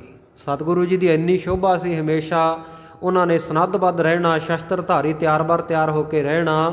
ਐਸੇ ਸਤਿਗੁਰੂ ਸੱਚੇ ਪਾਤਸ਼ਾਹ ਜੀ ਦਾ ਸ਼ਸਤਰਧਾਰੀ ਦਾ ਤਿਆਰ-ਬਰ ਤਿਆਰ ਸਰੂਪ ਦਾ ਜਦੋਂ ਗੁਰੂ ਕਾ ਸਿੱਖ ਧਿਆਨ ਧਰਦਾ ਹੈ, ਬੰਦ ਦੋ ਕਰ ਬੰਦਨਾ, ਫਿਰ ਸਾਰੇ ਸਿੱਖ ਦੋਵੇਂ ਹੱਥ ਜੋੜ ਕੇ ਸਤਿਗੁਰੂ ਜੀ ਨੂੰ ਨਮਸਕਾਰਾਂ ਕਰਦੇ ਹਨ। ਕਵੀ ਜੀ ਕਹਿੰਦੇ ਮੈਂ ਵੀ ਐਸੇ ਸਤਿਗੁਰੂ ਸੱਚੇ ਪਾਤਸ਼ਾਹ ਜੀ ਦੇ ਚਰਨਾਂ ਉੱਤੇ ਦੋਵੇਂ ਹੱਥ ਜੋੜ ਕੇ ਨਮਸਕਾਰ ਕਰਦਾ ਹਾਂ। ਸੁੰਦਰ ਦੁਤ ਮਦਨਾਨ, ਜਿਨ੍ਹਾਂ ਦੀ ਦੁਤੀ ਸ਼ੋਭਾ ਵਡਿਆਈ ਇੰਨੀ ਸੁੰਦਰਤਾ ਵਾਲੀ ਹੈ, ਇੰਨੀ ਜ਼ਿਆਦਾ ਵਧੀਆ ਹੈ ਕਿ ਮਦਨਾਨ, ਕਾਮ ਜਿਹੜਾ ਹੈ ਉਹ ਵੀ ਉਹਨਾਂ ਦੇ ਬਰਾਬਰ ਨਹੀਂ, ਕਿਉਂਕਿ ਕਾਮ ਦੇਵਤੇ ਨੂੰ ਬੜਾ ਸੁੰਦਰ ਮੰਨਿਆ ਗਿਆ ਹੈ, ਪਰ ਕਾਮ ਦੀ ਸ਼ੋਭਾ ਵੀ ਉਹ ਸਤਿਗੁਰ ਸੱਚੇ ਪਾਤਸ਼ਾਹ ਜੀ ਦੀ ਸ਼ੋਭਾ ਦੇ ਬਰਾਬਰ ਨਹੀਂ ਹੈ। ਇਸੇ ਤਰ੍ਹਾਂ ਮਦਨਾਨ, ਸਤਿਗੁਰੂ ਜੀ ਦੀ ਸ਼ੋਭਾ ਨੂੰ ਸੁਣ ਕੇ ਸਤਿਗੁਰ ਦੇ ਚਰਨਾਂ ਦੇ ਉੱਤੇ ਮੱਥਾ ਟੇਕ ਕੇ ਨਮਸਕਾਰ ਕਰਕੇ ਜਿਹੜਾ ਮਨ ਦੇ ਵਿੱਚ ਮਦ ਨਹੀਂ ਰਹਿੰਦਾ ਹੈ, ਮਨ ਦੇ ਵਿੱਚ ਅਭਿਮਾਨ ਹੰਕਾਰ ਨਹੀਂ ਰਹਿੰਦਾ। ਪਵਿੱਤ ਅਮਲ ਕਮਲ ਜੈਸੇ ਕੈਸੇ ਕਉ ਪਦ ਜੁਗ, ਅਮਲ ਜਿਹੜਾ ਮਲ ਤੋਂ ਰਹਿਤ ਹੈ, ਮੈਲ ਤੋਂ ਰਹਿਤ ਨਿਰਮਲ ਕਮਲ ਹੈ। ਸਤਿਗੁਰ ਸੱਚੇ ਪਾਤਸ਼ਾਹ ਜੀ ਦੀ ਮਹਿਮਾ ਕਰਦੇ ਹੋਏ ਭਾਈ ਸੰਤੋਖ ਸਿੰਘ ਜੀ ਕਹਿੰਦੇ, ਜੇਕਰ ਮੈਂ ਛੇਵੇਂ ਪਾਤਸ਼ਾਹ ਗੁਰੂ ਹਰਗੋਬਿੰਦ ਸਾਹਿਬ ਮਹਾਰਾਜ ਸੱਚੇ ਪਾਤਸ਼ਾਹ ਜੀ ਦੇ ਚਰਨਾਂ ਨੂੰ ਕਮਲਾਂ ਵਰਗੇ ਆਖਦਾ ਹਾਂ, ਤਾਂ ਕਹਿੰਦੇ ਕੈਸੇ ਕਹੋ ਪਦ ਯੁਗ, ਕਿਵੇਂ ਕਹਿ ਦੇਵਾਂ ਸਤਿਗੁਰੂ ਜੀ ਦੇ ਦੋਵੇਂ ਚਰਨ ਜਿਹੜੇ ਕਮਲ ਵਰਗੇ ਹਨ। ਰਜਨੀ ਮੈਂ ਆਨਗਤ ਹੋਤ ਜਿਨ ਬਾਨ ਹੈ, ਕਿਉਂਕਿ ਕਮਲ ਜਿਹੜੇ ਆ ਜਦੋਂ ਰਜਨੀ ਹੁੰਦੀ ਆ, ਰਾਤ ਹੁੰਦੀ ਹੈ, ਰਾਤ ਆਉਣ 'ਤੇ ਕਹਿੰਦੇ ਇਹਨਾਂ ਦੀ ਗਤੀ, ਇਹਨਾਂ ਦੀ ਦਸ਼ਾ ਐਸੀ ਹੁੰਦੀ ਹੈ, ਇਹ ਖਤਮ ਹੋ ਜਾਂਦੇ ਆ, ਰਾਤ ਨੂੰ ਮੁਰਝਾ ਜਾਂਦੇ ਆ। ਐਸੀ ਇਹਨਾਂ ਦੀ ਬਾਣ ਹੈ, ਇਹਨਾਂ ਦਾ ਸੁਭਾਅ ਹੈ ਕਮਲ ਦੇ ਫੁੱਲਾਂ ਦਾ। ਜਾਨੀਏ ਸੰਤਾਨ ਕੇ ਸਮਾਨ ਬਨੈ ਅਨ ਬਨ, ਸੋ ਸਤਿਗੁਰੂ ਸੱਚੇ ਪਾਤਸ਼ਾਹ ਜੀ ਦੇ ਚਰਨਾਂ ਦੇ ਵਿੱਚ ਇਹ ਔਗਣ ਨਹੀਂ ਹੈ, ਕਮਲ ਦੇ ਵਿੱਚ ਇਹ ਔਗਣ ਹੈ। ਠੀਕ ਹੈ, ਦਿਨ ਨੂੰ ਖਿੜਿਆ, ਪਰ ਸਤਿਗੁਰੂ ਦੇ ਚਰਨ ਕਮਲ ਦਿਨ ਰਾਤ ਹਰ ਵੇਲੇ ਖੇੜੇ ਵਿੱਚ, ਹਰ ਵੇਲੇ ਖਿੜਾ ਦੇ ਵਿੱਚ ਰਹਿਣ ਵਾਲੇ ਹਨ। ਸੋ ਇਸੇ ਪ੍ਰਕਾਰ ਜਾਨੀਏ ਸੰਤਾਨ ਕੇ ਸਮਾਨ ਬਣੈ ਅਨਬਨ, ਜੇ ਸਤਿਗੁਰੂ ਸੱਚੇ ਪਾਤਸ਼ਾਹ ਜੀ ਦੇ ਚਰਨਾਂ ਨੂੰ ਕਹਿੰਦੇ ਕਲਪ ਬਿਰਸ਼ ਵਰਗੇ ਜਾਣ ਲਈਏ। ਸੰਤਾਨ ਨਾਮ ਹੈ ਕਲਪ ਬਿਰਸ਼ ਦਾ। ਕਲਪ ਬਿਰਸ਼ ਇਹ ਸਵਰਗ ਲੋਕ ਦੇ ਵਿੱਚ ਮੰਨਿਆ ਗਿਆ ਹੈ, ਅਤੇ ਧਰਮ ਗ੍ਰੰਥਾਂ ਦੇ ਵਿੱਚ ਜ਼ਿਕਰ ਆਉਂਦਾ ਹੈ ਕਿ ਇਸ ਬਿਰਸ਼ ਦੇ, ਇਸ ਦਰਖਤ ਦੇ ਥੱਲੇ ਬੈਠ ਕੇ ਜਿਹੜੀ ਵੀ ਕਾਮਨਾ ਕੀਤੀ ਜਾਵੇ ਉਸੇ ਵੇਲੇ ਉਹ ਇੱਛਾ ਤੁਰੰਤ ਪੂਰੀ ਹੋ ਜਾਂਦੀ ਹੈ। ਕਹਿੰਦੇ ਜੇ ਮੈਂ ਧਰਮ ਗ੍ਰੰਥਾਂ ਦੇ ਲਿਖੇ ਮੁਤਾਬਕ ਸਤਿਗੁਰੂ ਜੀ ਦੇ ਚਰਨਾਂ ਨੂੰ ਇਹ ਕਲਪ ਬਿਰਸ਼ ਦੀ ਤੁਲਤਾ ਦੇਵਾਂ, ਉਹਦੇ ਸਮਾਨ ਆਖਾਂ, ਤੇ ਫਿਰ ਵੀ ਕਹਿੰਦੇ ਇਹ ਅਣਬਣ ਗੱਲ ਹੈ, ਗੱਲ ਬਣਦੀ ਨਹੀਂ। ਦਾਨੀ ਮਨ ਕਾਮਨਾ ਨ ਦਾਨੀ ਮੋਖ ਗਿਆਨ ਹੈ, ਕਿਉਂਕਿ ਸਤਿਗੁਰੂ ਸੱਚੇ ਪਾਤਸ਼ਾਹ ਜੀ ਤਾਂ ਮਨ ਦੀਆਂ ਕਾਮਨਾਵਾਂ ਪੂਰੀਆਂ ਕਰਨ ਵਾਲੇ ਹੈ, ਤੇ ਇਧਰ ਕਮਲ ਵੀ ਜਿਹੜਾ ਕਲਪ ਬਿਰਸ਼ ਹੈ ਉਹ ਵੀ ਮਨ ਦੀਆਂ ਕਾਮਨਾ ਤਾਂ ਪੂਰੀਆਂ ਕਰ ਦਿੰਦਾ, ਪਰ ਨਾ ਦਾਨੀ ਮੋਖ ਗਿਆਨ ਹੈ। ਸਤਿਗੁਰੂ ਜੀ ਦੇ ਵਿੱਚ ਵਾਧਾ ਕੀ ਹੈ? ਕਲਪ ਬਿਰਸ਼ ਜਿਹੜਾ ਕਲੀਆਂ ਭਾਵਨਾ ਪੂਰੀਆਂ ਕਰਦਾ, ਇਛਾਵਾਂ ਪੂਰੀਆਂ ਕਰਦਾ, ਪਰ ਮੁਕਤੀ ਨਹੀਂ ਬਖਸ਼ਿਸ਼ ਕਰ ਸਕਦਾ। ਪਰ ਧੰਨ ਗੁਰੂ ਹਰਗੋਬਿੰਦ ਸਾਹਿਬ ਮਹਾਰਾਜ ਜੀ ਦੇ ਚਰਨ ਐਸੇ ਹਨ ਜਿਨ੍ਹਾਂ ਨੂੰ ਜਦੋਂ ਪਰਸੀਏ ਤੇ ਸਤਿਗੁਰੂ ਜੀ ਮੁਕਤੀ ਬਖਸ਼ ਦਿੰਦੇ ਹਨ, ਬ੍ਰਹਮ ਗਿਆਨ ਦੀ ਦਾਤ ਬਖਸ਼ਦੇ ਹਨ। ਚਿੰਤਾ ਮਨ ਜੈਸੇ ਨਕ ਭਾਖੇ ਨਾ ਪਰਤ ਮੁਖ, ਫਿਰ ਕਹਿੰਦੇ ਜੇ ਚਿੰਤਾਮਣੀ ਵਰਗਾ ਸਤਿਗੁਰ ਸੱਚੇ ਪਾਤਸ਼ਾਹ ਜੀ ਨੂੰ ਕਹਿ ਦਈਏ, ਸਤਿਗੁਰ ਸੱਚੇ ਪਾਤਸ਼ਾਹ ਜੀ ਨੂੰ ਕਹੀਏ ਵੀ ਚਿੰਤਾਮਣੀ ਵਰਗੇ, ਜਾਂ ਉਹਨਾਂ ਦੇ ਚਰਨ ਚਿੰਤਾਮਣੀ ਵਰਗੇ ਹੈ। ਇਹ ਚਿੰਤਾਮਣੀ ਵੀ ਇੱਕ ਚਮਕਦਾ ਪੱਥਰ ਹੈ, ਇੱਕ ਪ੍ਰਕਾਰ ਦੀ ਮਣੀ ਹੈ। ਇਹਦੇ ਕੋਲ ਵੀ ਸਾਧ ਸੰਗਤ ਜਿਸ ਤਰ੍ਹਾਂ ਦੀ ਚਿਤਵਨੀ ਚਿਤਵੀ ਜਾਵੇ, ਜਿਸ ਤਰ੍ਹਾਂ ਦਾ ਵਿਚਾਰ ਮਨ ਵਿੱਚ ਲਿਆਂਦਾ ਜਾਵੇ, ਤਤਛਿਣ ਉਹ ਪੂਰਾ ਹੋ ਜਾਂਦਾ। ਸੋ ਕਵੀ ਜੀ ਕਹਿੰਦੇ ਸਤਿਗੁਰ ਸੱਚੇ ਪਾਤਸ਼ਾਹ ਜੀ ਦੇ ਚਰਨਾਂ ਦੀ ਗੱਲ ਤਾਂ ਛੱਡੋ, ਕਹਿੰਦੇ ਚਿੰਤਾ ਮਨ ਜੈਸੇ ਨਖ ਭਾਖੇ ਨਾ ਪਰਤ ਮੁਖ। ਸਤਿਗੁਰੂ ਜੀ ਦੇ ਪੂਰੇ ਚਰਨਾਂ ਦੀ ਗੱਲ ਤਾਂ ਛੱਡੋ, ਸਤਿਗੁਰੂ ਦੇ ਪੈਰ ਦੇ ਉਂਗਲਾਂ ਦੇ ਜਿਹੜੇ ਨਹੁੰ ਹੈ, ਜੇ ਉਹਨਾਂ ਨੂੰ ਵੀ ਕਹਿੰਦੇ ਮੈਂ ਚਿੰਤਾਮਣੀ ਵਰਗਾ ਆਖਾਂ, ਤੇ ਕਹਿੰਦੇ ਨਾ ਪਰਤ ਮੁਖ। ਇਹ ਗੱਲ ਕਹਿੰਦੇ ਮੇਰੇ ਮੁਖੋਂ ਆਖੀ ਨਹੀਂ ਜਾਂਦੀ। ਮੋਹ ਨਾ ਮਿਟਾਵੇ ਦੁਖ ਜਾਣਤ ਜਹਾਨ ਹੈ, ਕਿਉਂਕਿ ਚਿੰਤਾਮਣੀ ਇਛਾਵਾਂ ਤਾਂ ਮਨ ਦੀਆਂ ਚਿਤਵਣੀਆਂ ਤਾਂ ਪੂਰੀਆਂ ਕਰ ਸਕਦੀ ਹੈ, ਪਰ ਇਹ ਮੋਹ ਨਹੀਂ ਮਿਟਾਉਂਦੀ। ਪਰ ਸਤਿਗੁਰੂ ਜੀ ਦੇ ਚਰਨ ਕੈਸੇ ਹੈ? ਜਿਹੜਾ ਵੀ ਸਿੱਖ ਪਰਸ ਲੈਂਦਾ ਉਹਦਾ ਮੋਹ ਦੂਰ ਕਰ ਦਿੰਦੇ ਹੈ। ਸੋ ਇਸ ਗੱਲ ਨੂੰ ਕਹਿੰਦੇ ਸਾਰਾ ਜਹਾਨ ਜਾਣਦਾ ਵੀ ਚਿੰਤਾਮਣੀ ਜਿਹੜੀ ਹੈ ਚਿਤਵਨੀਆਂ ਤਾਂ ਪੂਰੀਆਂ ਕਰੇਗੀ, ਪਰ ਮੋਹ ਦੂਰ ਨਹੀਂ ਕਰ ਸਕਦੀ, ਕਿਉਂਕਿ ਮੋਹ ਦੇ ਕਾਰਨ ਹੀ ਸਾਧ ਸੰਗਤ ਜੀ ਬਹੁਤ ਸਾਰੇ ਬੰਧਨ ਪੈਂਦੇ ਹੈ। ਮਨੁੱਖ ਧਰਮ ਕਰਮ ਵਾਲੇ ਪਾਸੇ ਨਹੀਂ ਜਾ ਸਕਦਾ। ਆ ਜੇ ਕਿਸੇ ਨੂੰ ਕਹੋ ਵੀ ਭਾਈ ਅੰਮ੍ਰਿਤ ਛਕ ਲੈ, ਕਹਿੰਦੇ ਜੀ ਅੰਮ੍ਰਿਤ ਤਾਂ ਛਕ ਲਈਏ, ਹਾਲੇ ਮੁੰਡੇ ਦਾ ਵਿਆਹ ਕਰਨਾ ਅਤੇ ਫਿਰ ਰਿਸ਼ਤੇਦਾਰਾਂ ਸਕੇ ਸੰਬੰਧੀਆਂ ਨੇ ਆਉਣਾ, ਅਤੇ ਉਸ ਵੇਲੇ ਫਿਰ ਕਹਿੰਦੇ ਖਾਣ ਪੀਣ ਦਾ ਵੀ ਪ੍ਰੋਗਰਾਮ ਕਰਨਾ ਪੈਣਾ ਅਤੇ ਮੈਨੂੰ ਉਹਨਾਂ ਨਾਲ ਬੈਠਣਾ ਪੈਣਾ। ਰਿਸ਼ਤੇਦਾਰਾਂ ਨਾਲ ਮੋਹ ਆ ਨਾ, ਇਸ ਕਰਕੇ ਗੁਰੂ ਨਾਲ ਮੋਹ ਨਹੀਂ ਕਰਦਾ। ਮੋਹ ਜਿਹੜਾ ਗੁਰੂ ਵਾਲੇ ਪਾਸੇ ਆਉਣ ਨਹੀਂ ਦਿੰਦਾ। ਔਰ ਮੋਹ ਦੇ ਵਿੱਚ ਫਸੇ ਹੋਏ ਦੀ ਜਿਹੜੀ ਕਥਾ ਇੱਕ ਗੁਰੂ ਨਾਨਕ ਦੇਵ ਮਹਾਰਾਜ ਸੱਚੇ ਪਾਤਸ਼ਾਹ ਜੀ ਦੇ ਜੀਵਨ ਵਿੱਚ ਵੀ ਆਉਂਦੀ ਹੈ। ਇੱਕ ਬਜ਼ੁਰਗ ਸੀ, ਕਿਸੇ ਘਰ ਦਾ ਮੁਖੀ, ਸਤਿਗੁਰੂ ਜੀ ਭਾਈ ਬਾਲਾ ਜੀ ਦੇ ਸਹਿਤ ਉਹਦੇ ਕੋਲ ਗਏ। ਕਹਿਣ ਲੱਗੇ ਕਿ ਕਿਉਂ ਪਰਿਵਾਰ ਦੇ ਝਗੜਿਆਂ ਝਮੇਲਿਆਂ ਝਾਂਜਿਆਂ ਦੇ ਵਿੱਚ ਫਸਿਆ ਹੋਇਆ, ਆ ਤੈਨੂੰ ਮੁਕਤ ਕਰ ਦਿੰਦੇ, ਮੋਹ ਮਾਇਆ ਨੂੰ ਛੱਡ ਦੇ। ਕਹਿੰਦਾ ਮਹਾਰਾਜ ਜੇ ਮੈਂ ਮੁਕਤ ਹੋ ਗਿਆ, ਮੈਂ ਤੁਰ ਗਿਆ ਇਸ ਜਹਾਨੋਂ, ਮੋਹ ਮਾਇਆ ਛੱਡਤੀ, ਤਾਂ ਆ ਜਿਹੜੇ ਮੇਰੇ ਘਰ ਦੇ ਹੈ ਲੜਕੇ ਹੈ, ਇਹਨਾਂ ਨੇ ਤਾਂ ਕੰਮਕਾਰ ਕੋਈ ਨਹੀਂ ਕਰਨਾ। ਹੁਣ ਤਾਂ ਕਹਿੰਦਾ ਚਲੋ ਮੈਂ ਇਹਨਾਂ ਦੇ ਮੋਹ ਵਿੱਚ ਫਸਿਆ ਹੀ ਸਹੀ, ਇਹਨਾਂ ਨੂੰ ਆਵਾਜ਼ਾਂ ਮਾਰ ਮਾਰ ਕੇ ਠਾ ਦਿੰਦਾ ਵੀ ਸਵੇਰੇ ਉੱਠ ਖੜੋ, ਕੰਮ 'ਤੇ ਜਾਓ। ਅਤੇ ਜੇ ਮੈਂ ਇਹਨਾਂ ਦਾ ਮੋਹ ਛੱਡਤਾ, ਇਹਨਾਂ ਨੇ ਤਾਂ ਸੁੱਤੇ ਪਿਆ ਨਹੀਂ ਉੱਠਣਾ, ਸਾਰਾ ਕਾਰੋਬਾਰ ਫੇਲ ਕਰ ਦੇਣਗੇ। ਸਤਿਗੁਰੂ ਸੱਚੇ ਪਾਤਸ਼ਾਹ ਕਹਿੰਦੇ ਚੱਲ ਭਾਈ ਤੇਰੀ ਮਰਜ਼ੀ ਹੈ, ਚਲੇ ਗਏ। ਕੁਝ ਕੁ ਸਮੇਂ ਬਾਅਦ ਸਾਧ ਸੰਗਤ, ਉਹ ਘਰ ਦਾ ਮੁਖੀਆ ਜਿਹੜਾ ਸੀ ਬਜ਼ੁਰਗ, ਉਹ ਚੜ੍ਹਾਈ ਕਰ ਗਿਆ। ਚੜ੍ਹਾਈ ਕਰਕੇ ਅਤੇ ਸਾਧ ਸੰਗਤ ਉਹਦੀ ਸੁਰਤ ਰਹਿ ਗਈ ਅੰਤਲੇ ਵੇਲੇ ਕਿ ਆ ਜਿਹੜਾ ਬਲਦ ਹੈ ਇਹ ਧੁੱਪੇ ਖੜ੍ਹਾ ਹੈ, ਇਹਨੂੰ ਛਾਵੇਂ ਨਹੀਂ ਕਰਦੇ। ਸੋ ਇਸ ਪ੍ਰਕਾਰ ਸਾਧ ਸੰਗਤ ਜੀ, ਉਹ ਜਿਹੜਾ ਬਲਦ ਉਹਨਾਂ ਦਾ ਬਿਮਾਰ ਹੋ ਗਿਆ ਅਤੇ ਬਲਦ ਵੀ ਚੜ੍ਹਾਈ ਕਰ ਗਿਆ। ਅਤੇ ਇਹਦੀ ਸੁਰਤ ਜਾਂਦੇ ਹੋਏ ਦੀ ਬਲਦ ਵਿੱਚ ਰਹਿ ਗਈ ਸੀ। ਉਸੇ ਘਰ ਗਾਂ ਦਾ ਵੱਛਾ ਹੋ ਕੇ ਜਨਮ ਲੈ ਲਿਆ ਇਹਨੇ। ਵੱਡਾ ਹੋਇਆ, ਚੰਗੀ ਨਸਲ ਦਾ ਘਰ ਦਾ ਬਲਦ ਜਾਣ ਕੇ ਪੁੱਤਰਾਂ ਨੇ ਇਹਨੂੰ ਹਲ ਦੇ ਨਾਲ ਜੋੜ ਲਿਆ। ਜਦੋਂ ਪੰਜਾਲੀ ਪਾਈ ਹਲ ਜੋੜਿਆ ਅਤੇ ਪ੍ਰਾਣੀਆਂ ਪੈਂਦੀਆਂ ਹਲ ਦੇ ਵਿੱਚ ਜੋੜਦੇ ਆ, ਐਂ ਚੰਗੀ ਤਰ੍ਹਾਂ ਵਾਹੁੰਦੇ ਆ ਇਹਨੂੰ, ਪਰ ਫਿਰ ਵੀ ਖੁਸ਼ ਆ ਵੀ ਚਲੋ ਮੈਂ ਆਪਣੇ ਪੁੱਤਰਾਂ ਦੇ ਕੰਮ ਆ ਗਿਆ। ਦੂਜਾ ਬਲਦ ਮਾੜਾ, ਮੇਰੇ 'ਚ ਜ਼ੋਰ ਹੈ, ਚਲੋ ਮੈਂ ਇਹਨਾਂ ਦੇ ਕੰਮ ਆਉਣਾ। ਸਤਿਗੁਰੂ ਸੱਚੇ ਪਾਤਸ਼ਾਹ ਗੁਰੂ ਨਾਨਕ ਦੇਵ ਮਹਾਰਾਜ ਭਾਈ ਬਾਲੇ ਦੇ ਸਹਿਤ ਫੇਰ ਆ ਗਏ ਕਿਤੇ ਉੱਧਰ ਨੂੰ ਹੀ। ਆ ਕੇ ਪੁੱਛਦੇ ਆ, ਕਹਿੰਦੇ ਭਾਈ ਤੁਹਾਡੇ ਘਰ ਇੱਕ ਬਜ਼ੁਰਗ ਹੁੰਦਾ ਸੀ, ਕਹਿੰਦੇ ਮਹਾਰਾਜ ਜਦੋਂ ਤੁਸੀਂ ਆਏ ਸੀ ਉਹ ਤਾਂ ਥੋੜ੍ਹੇ ਟਾਈਮ ਬਾਅਦ ਹੀ ਚੜ੍ਹਾਈ ਕਰ ਗਿਆ ਸੀ, ਸੱਚਖੰਡ ਪਹੁੰਚ ਗਿਆ ਸੀ। ਹੁਣ ਉਹਨਾਂ ਨੂੰ ਕੀ ਪਤਾ ਵਿਚਾਰਿਆਂ ਨੂੰ ਵੀ ਸੱਚਖੰਡ ਪਹੁੰਚਿਆ ਕਿ ਬਲਦ ਬਣਿਆ ਪਿਆ ਸਾਡੇ ਘਰੇ ਹੀ। ਮਹਾਰਾਜ ਮੁਸਕਰਾਏ, ਕਹਿੰਦੇ ਠੀਕ ਹੈ। ਉਹ ਬਲਦ ਜਦੋਂ ਖੜ੍ਹਾ ਸੀ, ਸਤਿਗੁਰੂ ਜੀ ਉਹਨੂੰ ਗਏ, ਉਹਦੇ ਕੋਲ ਜਾ ਕੇ ਉਹਦੇ ਕੰਨ ਵਿੱਚ ਕਿਹਾ, ਕਹਿੰਦੇ ਹੁਣ ਤਾਂ ਮਰ ਕੇ ਬਲਦ ਵੀ ਬਣ ਗਿਆ, ਹੁਣ ਮੁਕਤ ਕਰ ਦਈਏ ਤੈਨੂੰ। ਅਤੇ ਸਾਧ ਸੰਗਤ ਇਹਨੇ ਆਪਣੀ ਬੋਲੀ ਦੇ ਵਿੱਚ ਹੀ ਸਤਿਗੁਰੂ ਨੂੰ ਫਿਰ ਆਪਣੀ ਅਰਜ਼ ਕੀਤੀ, ਬੇਨਤੀ ਕੀਤੀ। ਕਹਿੰਦਾ ਮਹਾਰਾਜ ਨਾ, ਮੈਨੂੰ ਮੁਕਤੀ ਨਾ ਦਿਓ, ਮੈਂ ਤਾਂ ਮੋਹ ਵਿੱਚ ਫਸਿਆ ਹੀ ਠੀਕ ਆ, ਆਪਣੇ ਪੁੱਤਰਾਂ ਦੇ ਘਰ ਪਰਿਵਾਰ ਦੇ ਕੰਮ ਤਾਂ ਹੋਣਾ। ਜੇ ਮੈਂ ਮੁਕਤ ਹੋ ਗਿਆ, ਮੈਂ ਮਰ ਗਿਆ, ਇੱਕ ਤਾਂ 500 ਦਾ ਮੈਂ ਜਾਊਂ, 500 ਇਹਨਾਂ ਦਾ ਹੋਰ ਲੱਗੂ, ਖਰਚੇ ਨੂੰ ਥਾਂ ਖੜਾ ਹੋਊਗਾ, ਮੈਂ ਨਹੀਂ ਮੁਕਤੀ ਲੈਣੀ। ਸਤਿਗੁਰੂ ਚਲੇ ਗਏ। ਥੋੜ੍ਹੀ ਜਿਹੀ ਦੇਰ ਬਾਅਦ ਸਾਧ ਸੰਗਤ ਜੀ, ਉਹ ਬਲਦ ਵੀ ਜਿਹੜਾ ਉਹ ਚੜ੍ਹਾਈ ਕਰ ਗਿਆ।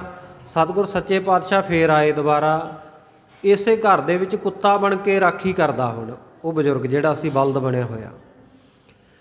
ਹੁਣ ਉਸੇ ਘਰ ਵਿੱਚ ਕੁੱਤਾ ਬਣ ਕੇ ਰਾਖੀ ਕਰਦੇ ਨੂੰ ਜਦੋਂ ਸਤਿਗੁਰ ਸੱਚੇ ਪਾਤਸ਼ਾਹ ਨੇ ਆ ਕੇ ਦੇਖਿਆ, ਅਤੇ ਸਤਿਗੁਰਾਂ ਨੇ ਫਿਰ ਬਚਨ ਕੀਤੇ, ਕਹਿੰਦੇ ਭਾਈ ਹੁਣ ਤਾਂ ਬਲਦ ਤੋਂ ਬਾਅਦ ਕੁੱਤਾ ਵੀ ਬਣ ਗਿਆ, ਹੁਣ ਮੁਕਤ ਕਰ ਦਈਏ। ਤਾਂ ਉਸ ਵੇਲੇ ਨੇ ਹੱਥ ਜੋੜੇ, ਆਖਿਆ ਮਹਾਰਾਜ ਨਾ, ਮੈਨੂੰ ਮੁਕਤ ਨਾ ਕਰਿਓ। ਆ ਸਾਰਾ ਘਰ ਪਰਿਵਾਰ ਇਹ ਸਾਰਾ ਚੰਗਾ ਕਮਾਉਂਦੇ ਆ, ਕਾਰੋਬਾਰ ਵਧੀਆ ਚੱਲਿਆ ਹੋਇਆ, ਰਾਤ ਨੂੰ ਨਿਸ਼ਚਿੰਤ ਹੋ ਕੇ ਸੁੱਤੇ ਰਹਿੰਦੇ ਆ, ਅਤੇ ਮੈਂ ਕੋਠੇ 'ਤੇ ਖੜ੍ਹਾ ਪਿਛਲੇ ਪਾਸੇ ਛੱਤ 'ਤੇ ਸਾਰੀ ਰਾਤ ਭੌਂਕ ਭੌਂਕ ਕੇ ਘਰ ਦੀ ਰਾਖੀ ਕਰਦਾ। ਜੇ ਮੈਨੂੰ ਮੁਕਤ ਕਰਤਾ, ਮੈਨੂੰ ਮਾਰ ਦਿੱਤਾ ਤੁਸੀਂ, ਅਤੇ ਮਹਾਰਾਜ ਸੱਚੇ ਪਾਤਸ਼ਾਹ ਘਰ ਦੀ ਰਾਖੀ ਕੌਣ ਕਰੇਗਾ? ਚੋਰ ਪੈ ਜਾਣਗੇ, ਲੁੱਟ ਕੇ ਲੈ ਜਾਣਗੇ ਸਭ ਕੁਝ ਜੋ ਬਣਾਇਆ। ਮੈਨੂੰ ਮੁਕਤੀ ਨਹੀਂ ਚਾਹੀਦੀ। ਸਤਿਗੁਰੂ ਕਹਿੰਦੇ ਠੀਕ ਆ ਭਾਈ, ਤੇਰੀ ਮਰਜ਼ੀ।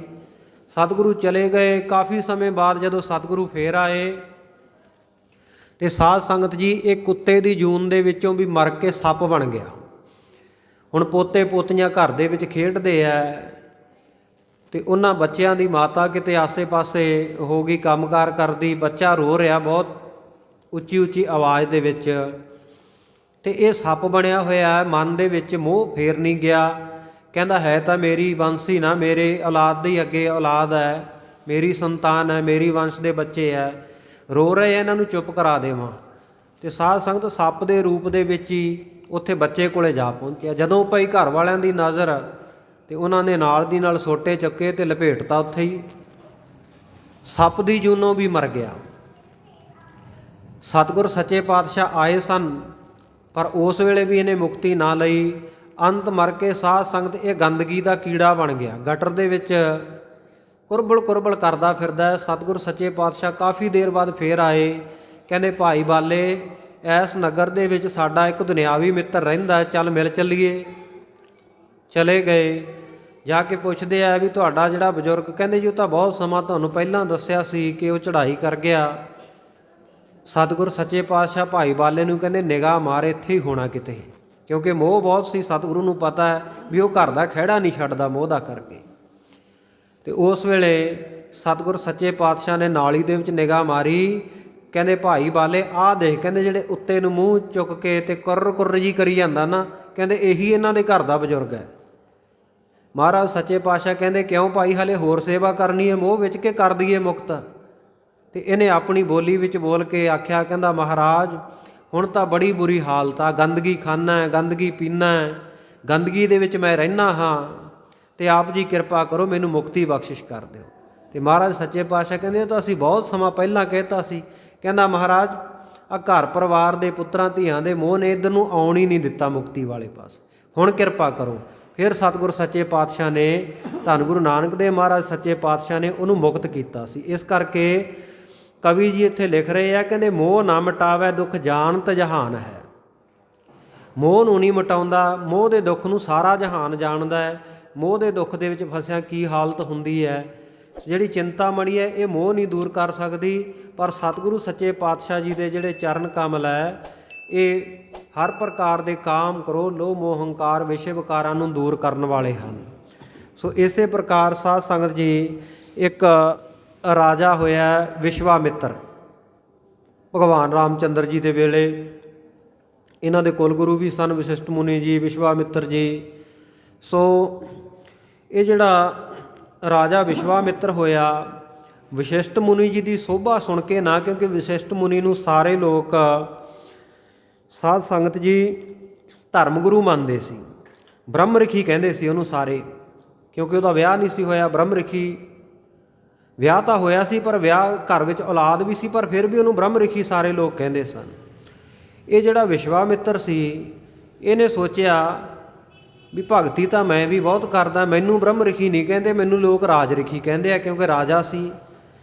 ਵੀ ਐਸਾ ਮੈਂ ਕੋਈ ਕਾਰਨ ਬਣਾਵਾਂ, ਕੋਈ ਭਗਤੀ ਕਰਾਂ, ਤਪ ਕਰਾਂ, ਜਿਸ ਦਾ ਕਰਕੇ ਮੈਨੂੰ ਵੀ ਲੋਕ ਇਹ ਬ੍ਰਹਮ ਰਿਖੀ ਕਹਿਣ ਲੱਗ ਪੈਣ। ਇਹਨੇ ਸਾਧ ਸੰਗਤ ਜੀ ਬ੍ਰਹਮਾ ਜੀ ਦੀ ਬਹੁਤ ਭਗਤੀ ਕੀਤੀ। ਬ੍ਰਹਮਾ ਜੀ ਪ੍ਰਗਟ ਹੋਏ, ਕਹਿੰਦੇ ਬੋਲ ਭਗਤਾ ਕੀ ਮੰਗ ਹੈ ਤੇਰੀ, ਮੰਗ ਲੈ ਕੀ ਮੰਗਦਾ ਹੈ। ਕਹਿੰਦਾ ਜੀ ਮੈਨੂੰ ਸਾਰੇ ਰਾਜ ਰਿਖੀ ਕਹਿੰਦੇ ਆ, ਜਿਵੇਂ ਵਸ਼ਿਸ਼ਟ ਮੁਨੀ ਗ੍ਰਸਤੀ ਵੀ ਹੈ, ਪਰ ਉਹਨੂੰ ਸਾਰੇ ਲੋਕ ਬ੍ਰਹਮ ਰਿਖੀ ਕਹਿੰਦੇ ਆ, ਅਤੇ ਇਸ ਕਰਕੇ ਕਿਰਪਾ ਕਰੋ ਵੀ ਮੈਨੂੰ ਵੀ ਬ੍ਰਹਮ ਰਿਖੀ ਬਣਾ ਦਿਓ। ਬ੍ਰਹਮਾ ਜੀ ਕਹਿੰਦੇ ਤਥਾਸਤੂ, ਅੱਜ ਤੋਂ ਬਾਅਦ ਤੂੰ ਕਹਿੰਦੇ ਬ੍ਰਹਮ ਰਿਖੀ ਹੈ, ਠੀਕ ਹੈ। ਹੁਣ ਇਹਨੇ ਆਪਣੀ ਪ੍ਰਜਾ ਦੇ ਲੋਕਾਂ ਤੋਂ ਬ੍ਰਹਮ ਰਿਖੀ ਕਹਾਉਣਾ ਸ਼ੁਰੂ ਕਰ ਦਿੱਤਾ। ਇਹਦੀ ਭਗਤੀ ਦੇਖ ਕੇ ਇਹਨੂੰ ਬ੍ਰਹਮ ਰਿਖੀ ਕਹਿਣ ਲੱਗ ਪਏ ਸਾਰੇ। ਪਰ ਇਹਨੇ ਮਨ ਵਿੱਚ ਸੋਚਿਆ ਵੀ ਬਾਕੀ ਤਾਂ ਸਾਰੇ ਬ੍ਰਹਮ ਰਿਖੀ ਕਹਿੰਦੇ ਆ, ਪਰ ਜਿਹੜਾ ਅਸਲ ਬ੍ਰਹਮ ਰਿਖੀ ਹੈ ਉਹਦੇ ਤੋਂ ਵੀ ਮੈਂ ਕਹਾ ਲਾਂ, ਵਸ਼ਿਸ਼ਟ ਮੁਨੀ ਤੋਂ ਕਹਾਵਾਂ ਬ੍ਰਹਮ ਰਿਖੀ ਤੋਂ ਵੀ, ਆਓ ਬ੍ਰਹਮ ਰਿਖੀ ਜੀ। ਉਹਨੂੰ ਮਿਲਣ ਚਲਿਆ ਗਿਆ। ਐਂ ਤਿਆਰ ਬਰ ਤਿਆਰ ਹੋ ਕੇ ਰਾਜਿਆਂ ਵਾਲੀ ਪੁਸ਼ਾਕ ਸ਼ਸਤਰ ਧਾਰੀ ਜਦੋਂ ਵਸ਼ਿਸ਼ਟ ਮੁਨੀ ਦੇ ਆਸ਼ਰਮ ਪਹੁੰਚਿਆ ਨਾ, ਵਸ਼ਿਸ਼ਟ ਮੁਨੀ ਜੀ ਸਤਿਕਾਰ ਵਾਸਤੇ ਉੱਠ ਖੜ੍ਹੇ ਹੋਏ ਅਤੇ ਉੱਠ ਕੇ ਕਹਿੰਦੇ ਆਓ ਜੀ, ਜੀ ਆਇਆਂ ਨੂੰ ਰਾਜ ਰਿਖੀ ਜੀ। ਇਹ ਬੜਾ ਹੈਰਾਨ ਹੋਇਆ ਵੀ ਮੈਨੂੰ ਰਾਜ ਰਿਖੀ ਫੇਰ ਕਹਿ ਦਿੱਤਾ, ਬ੍ਰਹਮ ਰਿਖੀ ਫੇਰ ਨਹੀਂ ਆਖਿਆ। ਮੈਂ ਤਾਂ ਬ੍ਰਹਮ ਰਿਖੀ ਕਹਾਉਣ ਵਾਸਤੇ ਆਇਆ ਵਸ਼ਿਸ਼ਟ ਮੁਨੀ ਤੋਂ। ਤਾਂ ਇਹਨੇ ਸਾਧ ਸੰਗਤ ਮਨ ਵਿੱਚ ਤਾਂ ਗੁੱਸਾ ਕੀਤਾ, ਪਰ ਵਾਪਸ ਮੁੜ ਗਿਆ। ਜਾਂਦਾ ਜਾਂਦਾ ਵਿਸ਼ਵਾਮਿੱਤਰ ਦਾ ਸਾਧ ਸੰਗਤ ਜੀ ਇੱਕ ਪੁੱਤਰ ਮਾਰ ਗਿਆ। ਇਹਦੇ 100 ਪੁੱਤਰ ਸੀ। ਇਹ ਰੋਜ਼ ਆਇਆ ਕਰੇ। ਵਸ਼ਿਸ਼ਟ ਮੁਨੀ ਜੀ ਇਹਨੂੰ ਬ੍ਰਹਮ ਰਿਖੀ ਨਾ ਆਖਣ, ਰਾਜ ਰਿਖੀ ਕਹਿ ਦਿਆ ਕਰਨ। ਗੁੱਸੇ ਵਿੱਚ ਆ ਕੇ ਉਹਦਾ ਇੱਕ ਪੁੱਤਰ ਮਾਰ ਦਿਆ ਕਰੇ। 100 ਦਿਨਾਂ ਵਿੱਚ ਇਹਨੇ 100 ਪੁੱਤਰ ਮਾਰ ਦਿੱਤੇ। ਜਦੋਂ 100 ਪੁੱਤਰ ਮਾਰੇ ਤਾਂ ਸਾਧ ਸੰਗਤ ਜੀ ਇਹਨੇ ਉਸ ਰਾਤ ਨੂੰ ਆ ਕੇ ਵਿਸ਼ਵਾਮਿੱਤਰ ਨੇ ਦੇਖਿਆ ਵੀ ਇਹ ਬ੍ਰਹਮ ਰਿਖੀ ਕਿਵੇਂ ਹੈ, ਇਹਦੇ ਮਨ ਦੀ ਹਾਲਤ ਕੀ ਹੈ, ਇਹਦਾ 100 ਪੁੱਤਰ ਮਰ ਗਿਆ, ਕੀ ਸੋਚਦਾ ਮੇਰੇ ਬਾਰੇ, ਕੀ ਨਿੰਦਿਆ ਚੁਗਲੀ ਕਰਦਾ। ਲੁੱਕ ਕੇ ਰਾਤ ਨੂੰ ਨਾ ਗੱਲਾਂ ਸੁਣਨ ਲੱਗ ਪਿਆ। ਇਹਦੀ ਘਰਵਾਲੀ ਗਿਲਾ ਕਰਦੀ ਆ ਵਿਸ਼ਵਾਮਿੱਤਰ ਦੀ, ਕਹਿੰਦੀ ਵਸ਼ਿਸ਼ਟ ਮੁਨੀ ਦੀ, ਕਹਿੰਦੀ ਵਿਸ਼ਵਾਮਿੱਤਰ ਨੇ ਸਾਡੇ 100 ਪੁੱਤਰ ਮਾਰ ਦਿੱਤੇ, ਇੱਕ ਐਸਾ ਰਾਜਾ, ਇੱਕ ਐਸਾ ਅਨਿਆਂ ਕਰਦਾ, ਸਾਡੇ ਨਾਲ ਕੋਈ ਇਨਸਾਫ ਦੀ ਗੱਲ ਨਹੀਂ ਕੀਤੀ। ਤਾਂ ਉਸ ਵੇਲੇ ਸਾਧ ਸੰਗਤ ਜੀ ਵਸ਼ਿਸ਼ਟ ਮੁਨੀ ਜੀ ਆਪਣੀ ਘਰਵਾਲੀ ਨੂੰ ਕਹਿੰਦੇ ਆ, ਕਹਿੰਦੇ ਨਾ, ਕਹਿੰਦੇ ਇਉਂ ਨਾ ਕਹੇ, ਜਿਹੜੇ ਵਿਸ਼ਵਾਮਿੱਤਰ ਜੀ ਆ ਨਾ ਉਹ ਤਾਂ ਬ੍ਰਹਮ ਰਿਖੀ ਹੈ, ਸੋ ਇਸ ਕਰਕੇ ਉਹ ਜੋ ਕਰਦੇ ਆ ਠੀਕ ਕਰ ਰਹੇ ਆ, ਆਪਾਂ ਉਹਨਾਂ ਨੂੰ ਮਾੜਾ ਨਹੀਂ ਕਹਿਣਾ, ਉਹਨਾਂ ਦੀ ਨਿੰਦਿਆ ਨਹੀਂ ਕਰਨੀ। ਜਦੋਂ ਵਸ਼ਿਸ਼ਟ ਮੁਨੀ ਦੇ ਮੂੰਹ ਦੇ ਉੱਤੋਂ ਆਪਣੇ ਆਪ ਨੂੰ ਬ੍ਰਹਮ ਰਿਖੀ ਸੁਣਿਆ ਵਿਸ਼ਵਾਮਿੱਤਰ ਨੇ, ਤੇ ਨਾਲ ਦੀ ਨਾਲ ਬੋਲ ਪਿਆ, ਕਹਿੰਦਾ ਜੇ ਮੈਨੂੰ ਬ੍ਰਹਮ ਰਿਖੀ ਕਹਿਣਾ ਸੀ ਪਹਿਲਾਂ ਕਹਿ ਦਿੰਦਾ, 100 ਪੁੱਤਰ ਮਰਵਾ ਕੇ ਹੀ ਕਹਿਣਾ ਸੀ। ਸੋ ਇਸ ਪ੍ਰਕਾਰ ਉਹਨੂੰ ਬ੍ਰਹਮ ਰਿਖੀ ਆਖਿਆ। ਪਰ ਸਾਧ ਸੰਗਤ ਜੀ ਜਿਹੜਾ ਵਿਸ਼ਵਾਮਿੱਤਰ ਸੀ ਉਹਨੂੰ ਆਪਣੇ ਪੁੱਤਰਾਂ ਦੇ ਮਰਨ ਦਾ, ਚਾਹੇ ਬ੍ਰਹਮ ਰਿਖੀ ਸੀ, ਫਿਰ ਵੀ ਮਨ ਦੇ ਵਿੱਚ ਦੁੱਖ ਤਾਂ ਹੋਇਆ। ਔਰ ਇੰਨਾ ਇਹ ਦੁਖੀ ਹੋਇਆ ਕਿ ਸਤਲੁਜ ਦਰਿਆ ਦੇ ਵਿੱਚ, ਬਿਆਸ ਦਰਿਆ ਦੇ ਵਿੱਚ ਸਾਧ ਸੰਗਤ ਜੀ ਪਾਣੀ ਦੇ ਵਿੱਚ ਇਹਨੇ ਡੁੱਬ ਕੇ ਮਰਨ ਦਾ ਫੈਸਲਾ ਕੀਤਾ। ਜਦੋਂ ਸਾਧ ਸੰਗਤ ਜੀ ਇਹ ਸਤਲੁਜ ਦਰਿਆ ਦੇ ਵਿੱਚ ਜਾ ਕੇ ਇਹਨੇ ਛਾਲ ਮਾਰੀ ਪਾਣੀ ਦੇ ਵਿੱਚ ਨਾ, ਤੇ ਬ੍ਰਹਮ ਰਿਖੀ ਜਾਣ ਕੇ ਸਤਲੁਜ ਨੇ ਇਹਨੂੰ ਡੋਬਿਆ ਨਾ, ਬਲਕਿ ਸਤਲੁਜ ਦੀਆਂ ਜਿਹੜੀਆਂ ਲਹਿਰਾਂ ਸੀ 100 ਭਾਗਾਂ ਵਿੱਚ ਵੰਡੀਆਂ ਗਈਆਂ, 100 ਲਹਿਰਾਂ ਵਾਲਾ। ਇਸ ਕਰਕੇ ਸਤਨਾਮ 100 ਦਾ, ਸਤਲੁਜ 100 ਲਹਿਰਾਂ ਵਾਲਾ ਸਤਲੁਜ ਕਹਿੰਦੇ ਆ ਇਸ ਕਰਕੇ। ਔਰ ਗੁਰਬਾਣੀ ਦੇ ਵਿੱਚ ਸਤ ਦਰਵ ਵੀ ਆਇਆ, ਸਤਦਰਵ ਸਤਦਰਵ 100 ਪ੍ਰਕਾਰ ਦੀਆਂ ਜਿਹਦੇ ਵਿੱਚ ਲਹਿਰਾਂ ਵਗੀਆਂ, 100 ਭਾਗਾਂ ਦੇ ਵਿੱਚ ਜਿਹੜਾ ਵੰਡਿਆ ਗਿਆ। ਉਸ ਤੋਂ ਬਾਅਦ ਜਦੋਂ ਪਾਣੀ ਨੇ ਇਹਨੂੰ ਨਾ ਡੁੱਬਿਆ, ਫਿਰ ਇਹਨੇ ਆਪਣੇ ਤਨ ਦੇ ਨਾਲ ਪੱਥਰ ਬੰਨ੍ਹ ਕੇ ਪਾਣੀ ਦੇ ਵਿੱਚ ਛਾਲ ਮਾਰੀ, ਫਿਰ ਵੀ ਨਾ ਡੁੱਬਿਆ। ਫਿਰ ਅੰਤ ਨੂੰ ਸਾਧ ਸੰਗਤ ਜੀ ਇੱਕ ਪੱਥਰ ਦੇ ਨਾਲ ਸਿਰ ਪਟਕ ਪਟਕ ਕੇ ਮਰਨ ਲੱਗਿਆ ਸੀ। ਉਸ ਵੇਲੇ ਪਰਮੇਸ਼ਰ ਨੇ ਪ੍ਰਗਟ ਹੋ ਕੇ ਆਖਿਆ, ਰਿਖੀ ਰਾਜ ਤੂੰ ਬ੍ਰਹਮ ਰਿਖੀ ਹੈ, ਪੁੱਤਰਾਂ ਦੇ ਮੋਹ ਦੇ ਵਿੱਚ ਆ ਕੈਸੀ ਹਾਲਤ ਬਣਾਈ ਹੈ, ਤੈਨੂੰ ਮੋਹ ਨਹੀਂ ਕਰਨਾ ਚਾਹੀਦਾ। ਇਹ ਤਾਂ ਆਮ ਲੋਕ ਮੋਹ ਦੇ ਦੁੱਖ ਦੇ ਵਿੱਚ ਦੁਖੀ ਹੁੰਦੇ ਆ, ਤੂੰ ਤਾਂ ਬ੍ਰਹਮ ਗਿਆਨੀ ਹੈ, ਬ੍ਰਹਮ ਰਿਖੀ ਹੈ, ਤੈਨੂੰ ਐਸਾ ਨਹੀਂ ਕਰਨਾ ਚਾਹੀਦਾ। ਸੋ ਇੱਥੇ ਕਵੀ ਜੀ ਕਹਿੰਦੇ ਆ, ਮੋਹ ਨਾ ਮਿਟਾਵੈ ਦੁੱਖ ਜਾਣਤ ਜਹਾਨ ਹੈ। ਜਿਹੜੀ ਚਿੰਤਾਮਣੀ ਹੈ ਉਹ ਮੋਹ ਨਹੀਂ ਦੂਰ ਕਰ ਸਕਦੀ, ਸਾਰਾ ਜਹਾਨ ਇਸ ਗੱਲ ਨੂੰ ਜਾਣਦਾ ਹੈ। ਪਰ ਸਤਿਗੁਰੂ ਗੁਰੂ ਹਰਗੋਬਿੰਦ ਸਾਹਿਬ ਮਹਾਰਾਜ ਸੱਚੇ ਪਾਤਸ਼ਾਹ ਜੀ ਦੇ ਚਰਨਾਂ ਕਮਲਾਂ ਨੂੰ ਜਿਨ੍ਹਾਂ ਨੇ ਪਰਸਿਆ, ਉਹਨਾਂ ਦੇ ਕਾਮ ਕ੍ਰੋਧ ਲੋਭ ਮੋਹ ਹੰਕਾਰ ਦੂਰ ਹੋ ਗਏ ਹਨ। ਸ੍ਰੀ ਹਰਿਗੋਬਿੰਦ ਪਾਦਿ ਆਨੰਦ ਕੇ ਕੰਦ ਜੋ। ਸਤਿਗੁਰੂ ਗੁਰੂ ਹਰਗੋਬਿੰਦ ਸਾਹਿਬ ਮਹਾਰਾਜ ਜੀ ਦੇ ਚਰਨ ਜਿਹੜੇ ਆਨੰਦ ਦੇ ਦਾਤਾ ਹਨ, ਸੋ ਆਨੰਦ ਦੀ ਬਖਸ਼ਿਸ਼ ਕਰਨ ਵਾਲੇ ਹਨ। ਉਪਮੇ ਆਪ ਪੁਨ ਆਪੇ ਉਪਮਾਨ ਹੈ। ਸਤਿਗੁਰੂ ਜੀ ਦੇ ਚਰਨ ਉਪਮੇਯ ਵੀ ਆਪ ਹੈ ਤੇ ਉਪਮਾਨ ਵੀ ਆਪ ਹੈ। ਭਾਵ ਕਿਸੇ ਹੋਰ ਚੀਜ਼ ਦੇ ਨਾਲ ਉਹਨਾਂ ਨੂੰ ਉਪਮਾ ਨਹੀਂ ਦਿੱਤੀ ਜਾ ਸਕਦੀ। ਸਤਿਗੁਰੂ ਜੀ ਦੇ ਚਰਨ ਤਾਂ ਬਸ ਸਤਿਗੁਰੂ ਜੀ ਦੇ ਚਰਨ ਹੀ ਹਨ, ਹੋਰ ਉਹਨਾਂ ਵਰਗਾ ਕੁਝ ਨਹੀਂ। ਏਟ ਗੁਰੂ ਸ੍ਰੀ ਗੁਰੂ ਹਰਿ ਰਾਏ ਜੀ ਮੰਗਲ। ਸਤਵੇਂ ਪਾਤਸ਼ਾਹ ਗੁਰੂ ਹਰਿਰਾਏ ਸਾਹਿਬ ਮਹਾਰਾਜ ਜੀ ਦਾ ਮੰਗਲਾ ਚਰਨ ਉਚਾਰਦੇ ਹਨ। ਦੋਹਰਾ ਸ੍ਰੀ ਸਤਿਗੁਰ ਹਰਿ ਰਾਏ ਕੋ। ਸਤਿਗੁਰੂ ਸ਼ੋਭਾਮਾਨ ਗੁਰੂ ਹਰਿਰਾਏ ਸਾਹਿਬ ਮਹਾਰਾਜ ਜੀ ਨੂੰ ਨਿਆਏ ਧਿਆਏ ਅਗ ਜਾਈ। ਜੋ ਵੀ ਉਹਨਾਂ ਦੇ ਨਾਮ ਨੂੰ ਧਿਆਉਂਦਾ ਹੈ, ਨਾਏ ਧਿਆਏ ਅਗ ਜਾਏ। ਨਾਮ ਜਪਣ ਵਾਲਿਆਂ ਦੇ ਹਰ ਪ੍ਰਕਾਰ ਦੇ ਅਗ ਕਹੀਏ ਪਾਪ ਜਿਹੜੇ ਹੈ ਉਹ ਦੂਰ ਹੋ ਜਾਂਦੇ ਹਨ। ਹਰਿ ਪਦ ਪਰਮ ਪ੍ਰਣਾਮ ਕੋ। ਇਸ ਕਰਕੇ ਮੈਂ ਆਪਣੇ ਹੱਥ ਰੱਖ ਕੇ ਸਤਿਗੁਰੂ ਜੀ ਦੇ ਚਰਨਾਂ ਦੇ ਉੱਤੇ ਪ੍ਰਣਾਮ ਕਰਦਾ, ਨਮਸਕਾਰ ਕਰਦਾ ਹਾਂ। ਜੇ ਦੇ ਨਿਤ ਸਦਿਆਈ। ਜਿਸ ਸਤਿਗੁਰੂ ਜੀ ਦੇ ਚਰਨਾਂ ਨੂੰ ਪਰਸਣ ਦੇ ਨਾਲ ਨਿਧੀਆਂ ਅਤੇ ਸਿੱਧੀਆਂ 9 ਨਿਧਾਂ ਅਤੇ 18 ਸਿੱਧੀਆਂ ਪ੍ਰਾਪਤ ਹੋ ਜਾਂਦੀਆਂ। ਇਹ ਧਰਮ ਗ੍ਰੰਥਾਂ ਵਿੱਚ ਜ਼ਿਕਰ ਆਉਂਦਾ ਹੈ। ਜਿਹੜੀਆਂ ਸਿੱਧੀਆਂ ਉਹ ਉਹਨਾਂ ਦੀ ਗਿਣਤੀ 18 ਹੈ। ਇਹਨਾਂ ਦੇ ਵਿੱਚੋਂ 8 ਜਿਹੜੀਆਂ ਪ੍ਰਮੁੱਖ ਸਿੱਧੀਆਂ ਹਨ ਤੇ 10 ਗੌਣ ਹਨ। ਕੁੱਲ ਇਹਨਾਂ ਦਾ ਜੋੜ 18 ਬਣਦਾ। ਤੇ ਇਸੇ ਤਰ੍ਹਾਂ ਜਿਹੜੀਆਂ ਨਿਧਾਂ ਉਹ 9 ਗਿਣੀਆਂ ਗਈਆਂ। ਉਹ 9 ਨਿਧਾਂ ਕਿਹੜੀਆਂ? ਆਸਨ, ਬਾਸਨ, ਭੂਮ, ਕਨਕ, ਫੁਨ, ਦਾਸੀ, ਚੋਬ, ਗੁਲਾਮ, ਰਥਵਾਹੇ, ਹੜਵਾਹੇ, ਇਹ ਨਵ ਨਿਧ ਕੋ ਨਾਮ। ਇਹ 9 ਨਿਧੀਆਂ ਦੇ ਨਾਮ ਧਰਮ ਗ੍ਰੰਥਾਂ ਵਿੱਚ ਆਏ ਆ। ਪਹਿਲੀ ਨਿਧੀ ਦਾ ਨਾਮ ਹੈ ਆਸਨ।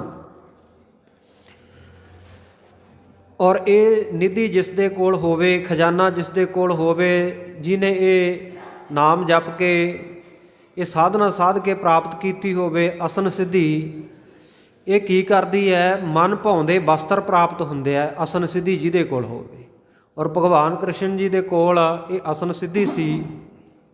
ਜਦੋਂ ਦ੍ਰੋਪਦੀ ਜੀ ਦੇ ਚੀਰਹਰ ਕਰਨ ਲੱਗੇ ਆ ਦੁਰਯੋਧਨ ਵਰਗੇ, ਤੇ ਸਾਧ ਸੰਗਤ ਜੀ ਉਸ ਵੇਲੇ ਭਗਵਾਨ ਜੀ ਨੇ ਇਹ ਨਿਧੀ ਵਰਤਾਈ ਔਰ ਮਨ ਭਾਉਂਦੇ ਬਸਤਰ ਉਹ ਜਿਹੜੇ ਦ੍ਰੋਪਤਾ ਨੂੰ ਬਖਸ਼ਿਸ਼ ਕਰ ਦਿੱਤੇ। ਉਹਦੇ ਵਸਤਰ ਖਿੱਚਦੇ ਰਹੇ, ਸਾੜੀ ਲਾਉਂਦੇ ਰਹੇ ਦੁਸ਼ਟ, ਪਰ 3 ਦਿਨ ਤੇ 3 ਰਾਤਾਂ ਲੱਗੇ ਰਹੇ। ਭਗਵਾਨ ਜੀ ਨੇ ਐਸੀ ਨਿਧੀ ਵਰਤਾਈ, ਵਸਤਰਾਂ ਦਾ ਢੇਰ ਐਡਾ ਵੱਡਾ ਸਭਾ ਵਿੱਚ ਲੱਗ ਗਿਆ ਕਿ ਇੱਕ ਪਾਸੇ ਬੈਠੇ ਹੋਏ ਬੰਦਿਆਂ ਨੂੰ ਦੂਜੇ ਪਾਸੇ ਬੈਠੇ ਬੰਦੇ ਦਿਖਾਈ ਦੇਣੋਂ ਹਟ ਗਏ। ਇਹਨਾਂ ਵਸਤਰਾਂ ਦਾ ਅੰਬਾਰ ਲੱਗ ਗਿਆ। ਭਗਵਾਨ ਜੀ ਨੇ ਇਸ ਨਿਧੀ ਦੇ ਨਾਲ ਵਸਤਰਾਂ ਦਾ ਢੇਰ ਲਾ ਦਿੱਤਾ, ਅੰਬਾਰ ਲਾ ਦਿੱਤਾ। ਸੋ ਇਹਨੂੰ ਅਸਨ ਸਿੱਧੀ ਕਹਿੰਦੇ ਆ। ਇਸੇ ਤਰ੍ਹਾਂ ਬਸਨ ਸਿੱਧੀ ਹੈ। ਆਸਨ ਤੇ ਬਸਨ, ਇਹ ਸਾਧ ਸੰਗਤ ਜੀ ਬਸਨ ਨਾਮ ਵਸਤਰਾਂ ਦਾ, ਆਸਨ ਨਾਮ ਜਿਹੜਾ ਭੋਜਨ ਦਾ ਹੈ। ਸੋ ਭੋਜਨ ਜਿਹੜਾ ਮਨ ਭਾਉਂਦਾ ਪ੍ਰਾਪਤ ਹੋ ਜਾਵੇ, ਜਿਸ ਤਰ੍ਹਾਂ ਦਾ ਭੋਜਨ ਛਕਣਾ ਚਾਹੇ, ਜਿਸ ਤਰ੍ਹਾਂ ਦਾ ਰਸ ਲੈਣਾ ਚਾਹੇ, ਉਸੇ ਤਰ੍ਹਾਂ ਦਾ ਭੋਜਨ ਮਿਲ ਜਾਂਦਾ ਹੈ ਇਹਨਾਂ ਨਿਧੀਆਂ ਦੇ ਨਾਲ। ਔਰ ਭੂਮੀ ਜ਼ਮੀਨ ਬਹੁਤ ਮਿਲ ਜਾਂਦੀ ਹੈ, ਬੜੀ ਜ਼ਮੀਨ ਦਾ ਮਾਲਕ ਜ਼ਿਮੀਂਦਾਰ ਬਣ ਜਾਂਦਾ ਜਿਹਦੇ ਕੋਲ ਇਹ ਸਿੱਧੀ ਆ ਜਾਵੇ, ਭੂਮ ਸਿੱਧੀ। ਤੇ ਸਾਧ ਸੰਗਤ ਜੀ ਜਿਵੇਂ ਕਈ ਸਾਧੂ ਮਹਾਤਮਾ ਨੇ ਇਹ ਕੋਈ ਜਪ ਤਪ ਸਾਧੇ ਹੁੰਦੇ ਆ, ਉਹਨਾਂ ਕੋਲੇ ਆ ਜਾਂਦੀਆਂ ਨਿਧੀਆਂ ਸਿੱਧੀਆਂ। ਆਮ ਆਪਾਂ ਆਪਣੀ ਜ਼ਮੀਨ ਦਾ ਓੜਾ ਨਹੀਂ ਕਿਸੇ ਨੂੰ ਦਿੰਦੇ, ਪਰ ਉਹਨਾਂ ਸਾਧੂ ਮਹਾਤਮਾ ਦੇ ਡੇਰਿਆਂ ਨੂੰ ਆਪਾਂ ਜਾ ਕੇ ਦਾਨ ਕਰ ਦਿੰਦੇ ਹਾਂ ਜੀ, ਸਾਡੀ ਆ ਜ਼ਮੀਨ ਲੈ ਲਓ, ਕਿਉਂਕਿ ਉਹਨਾਂ ਕੋਲੇ ਨਿਧੀ ਸਿੱਧੀ ਹੁੰਦੀ ਹੈ। ਉਹਦੇ ਬਲ ਕਰਕੇ ਸਾਡਾ ਮਨ ਪ੍ਰੇਰਿਤ ਹੋ ਜਾਂਦਾ ਹੈ ਵੀ ਆਹ ਲਓ ਜੀ, ਆਹ ਇੰਨੀ ਜ਼ਮੀਨ ਅਸੀਂ ਤੁਹਾਨੂੰ ਅਰਪਣ ਕਰਤੀ ਆ, ਸੇਵਾ ਵਿੱਚ ਰੱਖ ਲਓ। ਇਸੇ ਤਰ੍ਹਾਂ ਕਣਕ, ਸੋਨਾ ਆਪਾਂ ਆਮ ਕਿਸੇ ਨੂੰ ਨਹੀਂ ਦਿੰਦੇ, ਲੁਕੋ ਕੇ ਰੱਖਦੇ ਆ, ਪਰ ਜਿੱਥੇ ਨਿਧੀਆਂ ਸਿੱਧੀਆਂ ਵਸਦੀਆਂ ਹੋਣ ਉੱਥੇ ਜਾ ਕੇ ਆਪਾਂ ਭੇਟਾ ਵੀ ਕਰਦੇ ਹਾਂ, ਸੋਨਾ ਵੀ ਭੇਟਾ ਕਰ ਦਿੰਦੇ ਹਾਂ। ਇਸੇ ਪ੍ਰਕਾਰ ਸਾਧ ਸੰਗਤ ਜੀ ਦਾਸੀ, ਜਿਹੜੀਆਂ ਦਾਸੀਆਂ ਸੇਵਾਦਾਰਨੀਆਂ ਆਮ ਸਾਧੂ ਮਹਾਤਮਾ ਦੇ ਡੇਰਿਆਂ ਦੇ ਵਿੱਚ, ਜਿੱਥੇ ਉਹਨਾਂ ਨਿਧੀਆਂ ਸਿੱਧੀਆਂ ਤੇ ਗੁਰੂ ਚਰਨਾਂ ਦੇ ਵਿੱਚ ਸਾਰੀਆਂ ਰਿੱਧੀਆਂ ਸਿੱਧੀਆਂ ਚਰਨਾਂ ਦੀਆਂ ਦਾਸੀਆਂ। ਇਸ ਕਰਕੇ ਇੱਥੇ ਝਾੜੂ ਲਾਉਣ ਵਾਲੀਆਂ ਬੀਬੀਆਂ, ਪ੍ਰਸ਼ਾਦੇ ਪਕਾਉਣ ਵਾਲੀਆਂ ਬੀਬੀਆਂ, ਉਹ ਆਪਣੇ ਆਪ ਹੀ ਭਾਵਨਾ ਨਾਲ ਸੇਵਾ ਕਰਦੀਆਂ, ਉਹ ਨਿਧੀਆਂ ਸਿੱਧੀਆਂ ਦਾ ਕਰਕੇ ਹੀ ਹੈ। ਸੋ ਇਸੇ ਪ੍ਰਕਾਰ ਸਾਧ ਸੰਗਤ ਜੀ ਚੋਬਦਾਰ ਜਿਹੜੇ ਅੱਗੇ ਚੱਲਦੇ ਹੁੰਦੇ ਆ, ਵਰਸ਼ੇ ਫੜ ਕੇ ਪਹਿਰੇਦਾਰ, ਸਿਕਿਉਰਿਟੀ ਗਾਰਡ ਕਹਿ ਲਓ, ਉਹ ਜਿਹੜੇ ਸਾਧੂ ਮਹਾਤਮਾ ਦੀ ਬਹੁਤੀ ਜਪ ਤਪ ਵਾਲੀ ਕਮਾਈ ਹੁੰਦੀ ਹੈ, ਕੋਈ ਇਸ ਤਰ੍ਹਾਂ ਨਿਧੀਆਂ ਸਿੱਧੀਆਂ ਹੁੰਦੀਆਂ, ਤੇ ਜਦੋਂ ਉਹ ਜਾਂਦੇ ਆ ਨਾ, ਫਿਰ ਅੱਗੇ ਕਿਰਪਾਨਾਂ ਫੜ ਕੇ, ਵਰਸ਼ੇ ਫੜ ਕੇ ਸੇਵਾਦਾਰ ਚੋਬਦਾਰ ਉਹਨਾਂ ਦੇ ਅੱਗੇ ਪਿੱਛੇ ਤੁਰਦੇ ਆ। ਇਸੇ ਤਰ੍ਹਾਂ ਗੁਲਾਮ ਹੁੰਦਾ ਹੈ ਜਿਹੜਾ ਬਿਨਾਂ ਤਨਖਾਹ ਤੋਂ ਸੇਵਾ ਕਰੇ, ਭਾਵਨਾ ਦੇ ਨਾਲ ਸਮਰਪਿਤ ਹੋ ਕੇ ਸੇਵਾ ਕਰੇ। ਸੋ ਜਿਨ੍ਹਾਂ ਦੇ ਕੋਲੇ ਇਹ ਸਿੱਧੀ ਹੁੰਦੀ ਹੈ, ਉਹਨਾਂ ਕੋਲੇ ਸੇਵਾਦਾਰ ਬਹੁਤ ਹੁੰਦੇ ਹੈ ਔਰ ਨਿਸ਼ਕਾਮ ਸੇਵਾਦਾਰ ਹੁੰਦੇ ਆ। ਕੁਝ ਉਹਨਾਂ ਤੋਂ ਮੰਗਦੇ ਵੀ ਨਹੀਂ, ਬਸ ਭੋਜਨ ਪ੍ਰਸ਼ਾਦਾ ਛਕ ਕੇ ਹੀ ਉੱਥੇ ਹੀ ਸੇਵਾ ਨਿਭਾਈ ਜਾਂਦੇ ਰਹਿੰਦੇ ਆ ਸਾਰੀ ਉਮਰ। ਸੋ ਇਸ ਪ੍ਰਕਾਰ ਰਥਵਾਹੇ ਹੜਵਾਹੇ, ਇਹ ਵੀ 2 ਨਿਧੀਆਂ ਹਨ। ਉਹਨਾਂ ਨੂੰ ਸਵਾਰੀ ਦੇ ਸਾਧਨ ਬਹੁਤ ਚੰਗੇ ਮਿਲ ਜਾਂਦੇ ਆ, ਜਿਨ੍ਹਾਂ ਕੋਲੇ ਰਥਵਾਹੇ ਸਿੱਧੀ ਹੁੰਦੀ ਆ। ਰਥ ਮਿਲ ਜਾਂਦੇ ਆ, ਪੁਰਾਣੇ ਸਮੇਂ 'ਚ ਰਥ ਹੁੰਦੇ ਸਨ, ਤੇ ਅੱਜ ਦੇ ਜ਼ਮਾਨੇ ਦੇ ਵਿੱਚ ਲਗਜ਼ਰੀ ਗੱਡੀਆਂ ਮਿਲ ਜਾਂਦੀਆਂ, ਕਾਰਾਂ ਮਿਲ ਜਾਂਦੀਆਂ। ਸੋ ਧਰਤੀ ਉੱਤੇ ਚੱਲਣ ਵਾਲੇ ਰਥ ਤੇ ਹੜਵਾਹੇ। ਇਸੇ ਪ੍ਰਕਾਰ ਆਕਾਸ਼ ਵਿੱਚ ਉੱਡਣ ਵਾਲੇ ਉੱਡਣ ਖਟੋਲੇ ਪੁਰਾਣੇ ਸਮੇਂ ਵਿੱਚ ਕਹਿੰਦੇ ਸੀ, ਤੇ ਅੱਜ ਹਵਾਈ ਜਹਾਜ਼ ਵਗੈਰਾ ਬਣ ਗਏ, ਹੈਲੀਕਾਪਟਰ ਬਣ ਗਏ। ਸੋ ਇਹਨਾਂ ਨਿਧੀਆਂ ਸਿੱਧੀਆਂ ਦੇ 9 ਨਿਧਾਂ ਦੇ ਇਹ ਨਾਮ ਹੈ, ਇਹਨਾਂ ਦੇ ਨਾਲ ਇੰਨਾ ਕੁਝ ਪ੍ਰਾਪਤ ਹੁੰਦਾ ਹੈ। ਇਸੇ ਤਰ੍ਹਾਂ 18 ਸਿੱਧੀਆਂ, ਅਣਮਾ, ਮਹਿਮਾ, ਲਗਮਾ, ਗਰਮਾ, ਦੂਰ ਦ੍ਰਿਸ਼ਟ, ਦੂਰ ਸ਼ਰਾਵਣ, ਪਰ ਕਾਇਆ ਪ੍ਰਵੇਸ਼ ਇਤਿਆਦਿਕ 18 ਸਿੱਧੀਆਂ। ਇਹਨਾਂ ਦੇ ਵਿਸਥਾਰ ਵਿੱਚ ਜਾਈਏ ਤੇ ਬਹੁਤ ਲੰਮਾ ਸਮਾਂ ਚਾਹੀਦਾ ਹੈ। ਸੋ ਇੱਥੇ ਕਵੀ ਜੀ ਕਹਿ ਰਹੇ ਨੇ ਕਿ ਸਤਿਗੁਰੂ ਹਰਿਰਾਏ ਸਾਹਿਬ ਮਹਾਰਾਜ ਜੀ ਦੇ ਚਰਨਾਂ ਦੇ ਉੱਤੇ ਜਦੋਂ ਹੱਥ ਰੱਖ ਕੇ ਪ੍ਰਣਾਮ ਕਰੀਏ, ਸਤਿਗੁਰੂ ਸੱਚੇ ਪਾਤਸ਼ਾਹ ਦੇ ਚਰਨਾਂ ਨੂੰ ਪਰਸੀਏ, ਤੇ ਉਹਨਾਂ ਦੇ ਚਰਨਾਂ ਦੇ ਵਿੱਚੋਂ ਨਿਧੀਆਂ ਸਿੱਧੀਆਂ ਪ੍ਰਾਪਤ ਹੋ ਜਾਂਦੀਆਂ ਹਨ।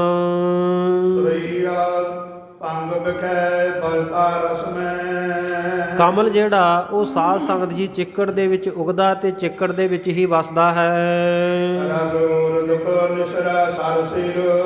ਤੇ ਪਾਣੀ ਤੋਂ ਉੱਪਰ ਨੂੰ ਸਾਧ ਸੰਗਤ ਜੀ ਇਹ ਨਿਸਰਿਆ ਹੁੰਦਾ ਹੈ, ਡੰਡੀ ਤੋਂ ਬਾਹਰ ਨੂੰ ਇਹਦਾ ਫੁੱਲ ਜਿਹੜਾ ਪਾਣੀ ਤੋਂ ਬਾਹਰ ਇਹਨੇ ਧੌਣ ਕੱਢ ਕੇ ਇਹ ਆਪਣਾ ਸਿਰ ਕੱਢ ਕੇ ਖਿੜਿਆ ਹੁੰਦਾ ਕਮਲ ਦਾ ਫੁੱਲ। ਔਰ ਗਰਦਨ ਤੱਕ ਇਹ ਪਾਣੀ ਵਿੱਚ ਉਹਦੀ ਕਮਲ ਦੀ ਡੰਡੀ ਹੁੰਦੀ ਹੈ ਤੇ ਬੜਾ ਧੀਰਜ ਧਾਰ ਕੇ ਉੱਪਰ ਇਹਦਾ ਫੁੱਲ ਖੜਾ ਰਹਿੰਦਾ ਹੈ। ਇੱਕ ਪੈਰ ਕਰੇ ਤਿਰਵੈ ਰਵ ਹੀਰੋ। ਔਰ ਜਿਵੇਂ ਇੱਕ ਤਪਸਵੀ ਪਾਣੀ ਦੇ ਵਿੱਚ ਗਲ ਪਾਣੀ ਦੇ ਵਿੱਚ ਖੜਾ ਭਗਤੀ ਕਰਦਾ ਨਾ ਇੱਕ ਪੈਰ ਦੇ ਉੱਤੇ ਖੜ ਕੇ, ਇਉਂ ਕਹਿੰਦੇ ਕਮਲ ਦਾ ਫੁੱਲ ਵੀ ਉਹ ਤਪਸਵੀ ਵਾਂਗੂ ਆਪਣੇ ਇੱਕ ਪੈਰ ਦੇ ਉੱਤੇ ਇੱਕ ਟਾਹਣੀ ਦੇ ਉੱਤੇ ਖੜਾ ਪਾਣੀ ਦੇ ਵਿੱਚ ਭਗਤੀ ਕਰਦਾ ਹੈ। ਆਤਮ ਸੀਤ ਸਹਿ ਬਰਖਾ। ਔਰ ਰਵ ਹੇਰੋ ਸੂਰਜ ਵੱਲ ਨੂੰ ਦੇਖਦਾ ਰਹਿੰਦਾ। ਜਿਵੇਂ ਭਗਤੀ ਵਾਲੇ ਉਹ ਇੱਕ ਟਿਕਟਕੀ ਲਾ ਕੇ ਸੂਰਜ ਵੱਲ ਨੂੰ ਦੇਖ ਕੇ ਭਗਤੀ ਕਰਦੇ ਰਹਿੰਦੇ ਆ ਪਾਣੀ ਵਿੱਚ ਖੜ ਕੇ ਇੱਕ ਪੈਰ ਦੇ ਉੱਤੇ, ਇਸੇ ਤਰ੍ਹਾਂ ਕਹਿੰਦੇ ਕਮਲ ਜਿਹੜਾ ਟਿਕਟਕੀ ਲਾ ਕੇ ਸੂਰਜ ਵੱਲ ਨੂੰ ਦੇਖਦਾ ਰਹਿੰਦਾ। ਔਰ ਆਤਪ ਸੀਤ ਸਹਿ ਬਰਖਾ ਤਪ, ਸੋ ਜਿਹੜਾ ਬੜੀ ਇਹ ਤਪੱਸਿਆ ਕਰਦਾ ਹੋਇਆ ਗਰਮੀ ਨੂੰ ਵੀ ਸਹਿਣ ਕਰਦਾ, ਸੀਤ ਸਰਦੀ ਨੂੰ ਵੀ ਸਹਿਣ ਕਰਦਾ ਪਾਣੀ ਦੇ ਵਿੱਚ, ਔਰ ਬਰਖਾ ਮੀਂਹ ਪੈਂਦਾ ਉਹਨੂੰ ਵੀ ਸਹਾਰਦਾ ਹੈ। ਔਰ ਇਸ ਪ੍ਰਕਾਰ ਕਹਿੰਦੇ ਬੜਾ ਭਾਰੀ ਕਠਿਨ ਤਪ ਸਾਧਦਾ ਹੈ ਤਪਸਵੀ ਵਾਂਗੂ ਕਮਲ ਦਾ ਫੁੱਲ। ਸ੍ਰੀ ਹਰਿ ਰਾਇ ਕੇ ਪਾਏ ਸੁਮਾਨਤਾ। ਜੇ ਕਹਿੰਦੇ ਕੋਈ ਤਪਸਵੀ ਪਾਣੀ ਵਿੱਚ ਖੜ ਕੇ ਭਗਤੀ ਕਰਨ ਵਾਲਾ ਆਖੇ ਮੈਂ ਗੁਰੂ ਹਰਿਰਾਏ ਸਾਹਿਬ ਮਹਾਰਾਜ ਜੀ ਦੀ ਸਮਾਨਤਾ ਬਰਾਬਰਤਾ ਪਾ ਲਵਾਂ, ਕਹਿੰਦੇ ਨਹੀਂ ਪ੍ਰਾਪਤ ਕਰ ਸਕਦਾ।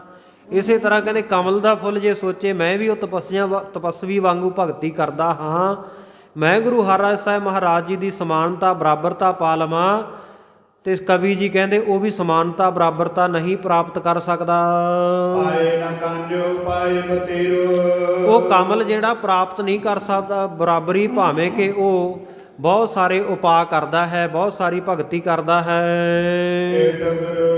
ਸ੍ਰੀ ਗੁਰੂ ਹਰਿਕ੍ਰਿਸ਼ਨ ਜੀ ਮੰਗਲ। 8ਵੇਂ ਪਾਤਸ਼ਾਹ ਸ੍ਰੀ ਹਰਿਕ੍ਰਿਸ਼ਨ ਧਿਆਈਆ ਜਿਸ ਡਿਠੈ ਸਭ ਦੁਖ ਜਾਏ, ਸਤਿਗੁਰੂ ਬਾਲਾ ਪ੍ਰੀਤਮ ਜੀ ਦਾ ਮੰਗਲਾ ਚਰਨ ਉਚਾਰਦੇ ਹਨ ਕਵੀ ਜੀ। ਦੋਹਰਾ ਦਰਸ਼ਨ ਹਰਿ ਸ੍ਰੀ ਹਰਿਕ੍ਰਿਸ਼ਨ ਕੋ। ਸਤਿਗੁਰੂ ਸ੍ਰੀ ਗੁਰੂ ਹਰਿਕ੍ਰਿਸ਼ਨ ਸਾਹਿਬ ਮਹਾਰਾਜ ਬਾਲਾ ਪ੍ਰੀਤਮ ਜੀ ਦੇ ਦਰਸ਼ਨ, ਨਿਪੁੰਨ ਹਰਨ ਜੁਰ ਦੀਨ।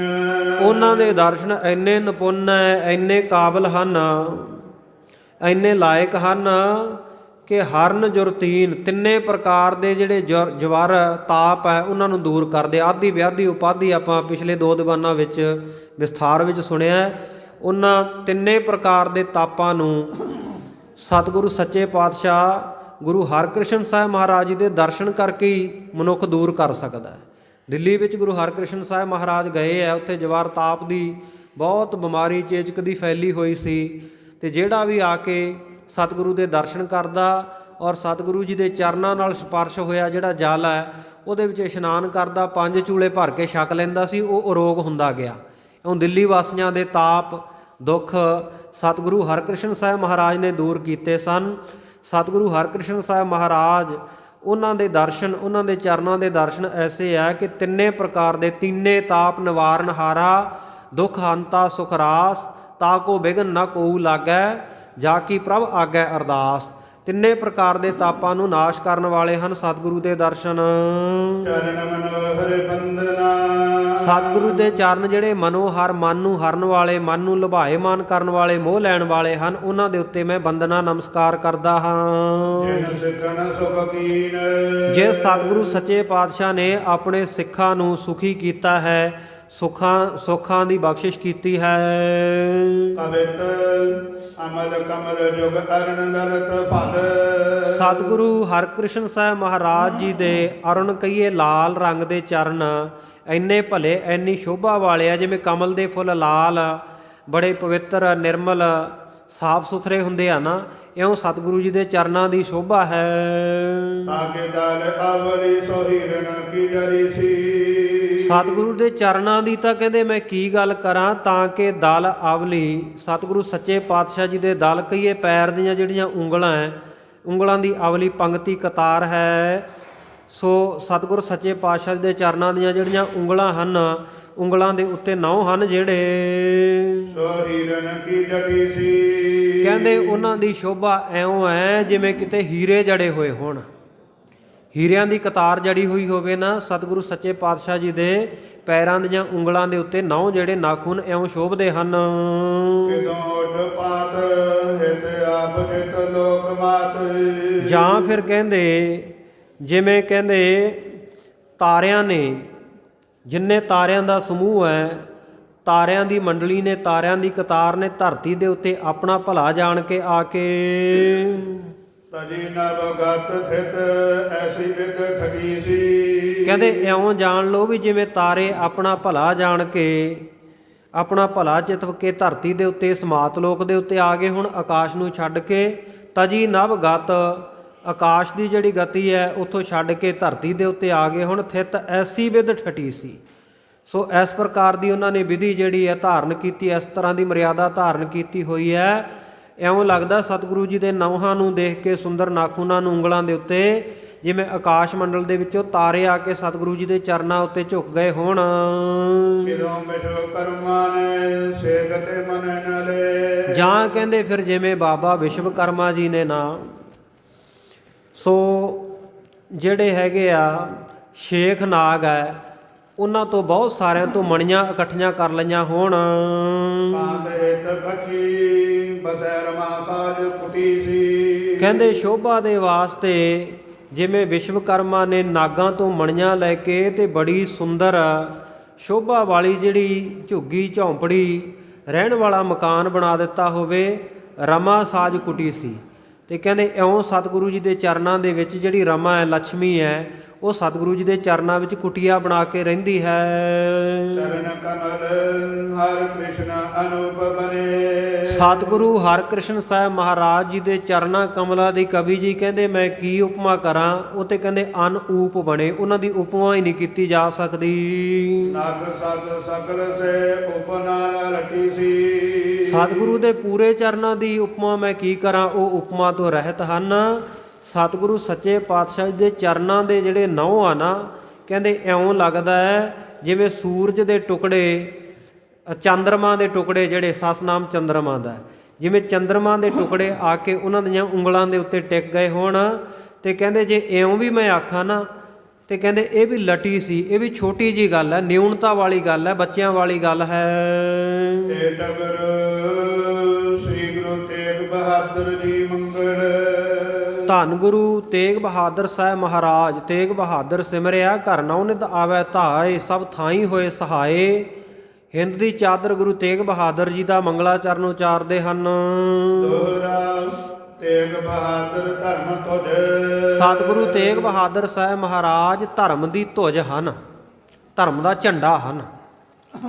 ਔਰ ਤੇਗ ਬਹਾਦਰ ਸਤਿਗੁਰੂ ਜੀ ਤੇਗ ਦੀ ਬਹਾਦਰੀ ਦਿਖਾਉਣ ਵਾਲੇ ਹੈ, ਕਿਉਂਕਿ ਜੰਗਾਂ ਦੇ ਵਿੱਚ ਸਤਿਗੁਰੂ ਜੀ ਨੇ ਤੇਗ ਦੇ ਧਨੀ ਹੋ ਕੇ ਤੇਗ ਦੇ ਜੌਹਰ ਵੀ ਦਿਖਾਏ ਹੈ। ਇਸੇ ਤਰ੍ਹਾਂ ਤੇਗ ਬਹਾਦਰ ਠੀਕਰ ਫੋਰ ਦਲੀਸ ਸਿਰ ਪ੍ਰਭੁਰ ਕੀਆ ਪਿਆਨ, ਤੇਗ ਬਹਾਦਰ ਸੀ ਕਿਰਿਆ ਕਰੀ ਨਾ ਕਿਨਹੂ ਆਨ।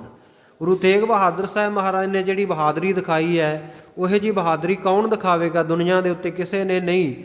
ਸਤਿਗੁਰੂ ਗੁਰੂ ਗੋਬਿੰਦ ਸਿੰਘ ਮਹਾਰਾਜ ਨੇ ਆਪ ਆਪਣੀ ਕਲਮ ਦੁਆਰਾ ਕੀਨੋ ਵੱਡੋ ਕਲੂ ਮੈਂ ਸਾਕਾ ਇਸ ਘਟਨਾ ਨੂੰ ਲਿਖਿਆ।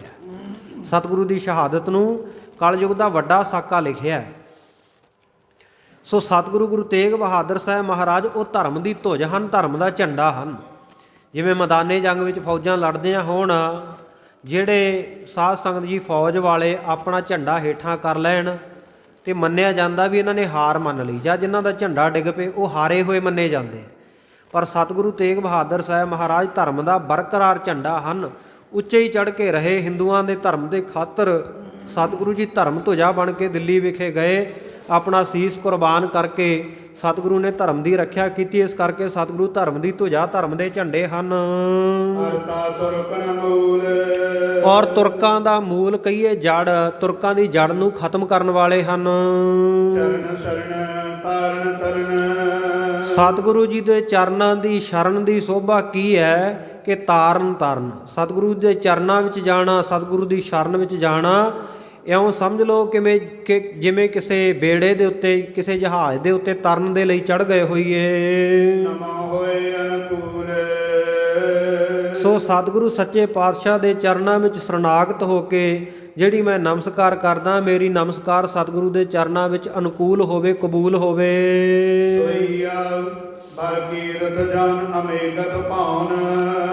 ਸਤਿਗੁਰੂ ਸੱਚੇ ਪਾਤਸ਼ਾਹ ਜੀ ਜਿਹੜੇ ਕੀਰਤੀ ਬਖਸ਼ਣ ਵਾਲੇ, ਮਹਿਮਾ ਬਖਸ਼ਣ ਵਾਲੇ ਆ, ਸਤਿਗੁਰੂ ਦੀ ਕੀਰਤੀ ਮਹਿਮਾ ਇਉਂ ਫੈਲ ਰਹੀ ਹੈ, ਜੌਨ ਅਮੀਗਤ ਭਾਉਨ। ਜਿਵੇਂ ਕਹਿੰਦੇ ਅਮੀਗਤ ਚੰਦਰਮਾ, ਔਰ ਪੂਰਨਮਾਸ਼ੀ ਦਾ ਚੰਦਰਮਾ 16 ਕਲਾ ਜਿੱਦਣ ਸੰਪੂਰਨ ਚੜ੍ਹਿਆ ਹੁੰਦਾ ਅਮੀਗਤ ਭਾਉ ਨਾ। ਸੋ ਇਹ ਜਿਹੜਾ ਚੰਦਰਮਾ ਨਾ ਸਾਧ ਸੰਗਤ ਜੀ ਇਹ ਮੰਨਿਆ ਜਾਂਦਾ ਹੈ ਕਿ ਚੰਦਰਮਾ ਦੀਆਂ ਜਿਹੜੀਆਂ ਠੰਡੀਆਂ ਮਿੱਠੀਆਂ ਕਿਰਨਾਂ ਚੰਦਰਮਾ ਦੇ ਵਿੱਚ ਅੰਮ੍ਰਿਤ ਹੈ ਅਤੇ ਜਿੰਨੀਆਂ ਜੜੀਆਂ ਬੂਟੀਆਂ ਫਲ ਬੂਟੇ ਆਦਿਕ ਆ ਨਾ ਇਹਨਾਂ ਸਾਰਿਆਂ ਵਿੱਚ ਰਸ ਜਿਹੜਾ ਪੈਦਾ ਹੁੰਦਾ ਉਹ ਚੰਦਰਮਾ ਦੀਆਂ ਕਿਰਨਾਂ ਦੇ ਨਾਲ ਪੈਦਾ ਹੁੰਦਾ ਚਾਨਣੇ ਪੱਖ ਦੇ ਵਿੱਚ। ਸੋ ਚਾਨਣੇ ਪੱਖ ਦੇ ਵਿੱਚ ਇਹ ਚੰਦਰਮਾ ਦੇ ਵਿੱਚੋਂ ਅੰਮ੍ਰਿਤ ਸਰਵਦਾ ਹੈ ਅਤੇ ਇਸੇ ਤਰ੍ਹਾਂ ਕਹਿੰਦੇ ਜਿਵੇਂ ਚੰਦਰਮਾ ਦੀਆਂ ਕਿਰਨਾਂ ਦੇ ਵਿੱਚੋਂ ਅੰਮ੍ਰਿਤ ਨਿਕਲਦਾ ਰਸ ਨਿਕਲਦਾ ਹੈ ਇਸੇ ਪ੍ਰਕਾਰ ਸਤਿਗੁਰੂ ਸੱਚੇ ਪਾਤਸ਼ਾਹ ਜੀ ਦੀ ਮਹਿਮਾ ਕੀਰਤੀ ਵੀ ਫੈਲੀ ਹੋਈ ਹੈ ਜਿਵੇਂ ਉਹਦੀਆਂ ਕਿਰਨਾਂ ਫੈਲਦੀਆਂ ਹਨ। ਸੋ ਸੀਤਲਤਾ ਸੁਖਤਾਨ ਸੁਭਾਈ। ਔਰ ਜਿਵੇਂ ਚੰਦਰਮਾ ਸ਼ੀਤਲਤਾ ਦਿੰਦਾ ਹੈ ਸਤਿਗੁਰੂ ਸੱਚੇ ਪਾਤਸ਼ਾਹ ਵੀ ਹਰ ਪ੍ਰਕਾਰ ਦੇ ਸੁੱਖ ਬਖਸ਼ਣ ਵਾਲੇ ਹਨ। ਹਰ ਪ੍ਰਕਾਰ ਦੀ ਸਤਿਗੁਰ ਸੱਚੇ ਪਾਤਸ਼ਾਹ ਜੀ ਦੀ ਸ਼ੋਭਾ ਜਿਹੜੀ ਹੈ ਹੋ ਰਹੀ ਹੈ ਚਾਰੇ ਪਾਸੇ।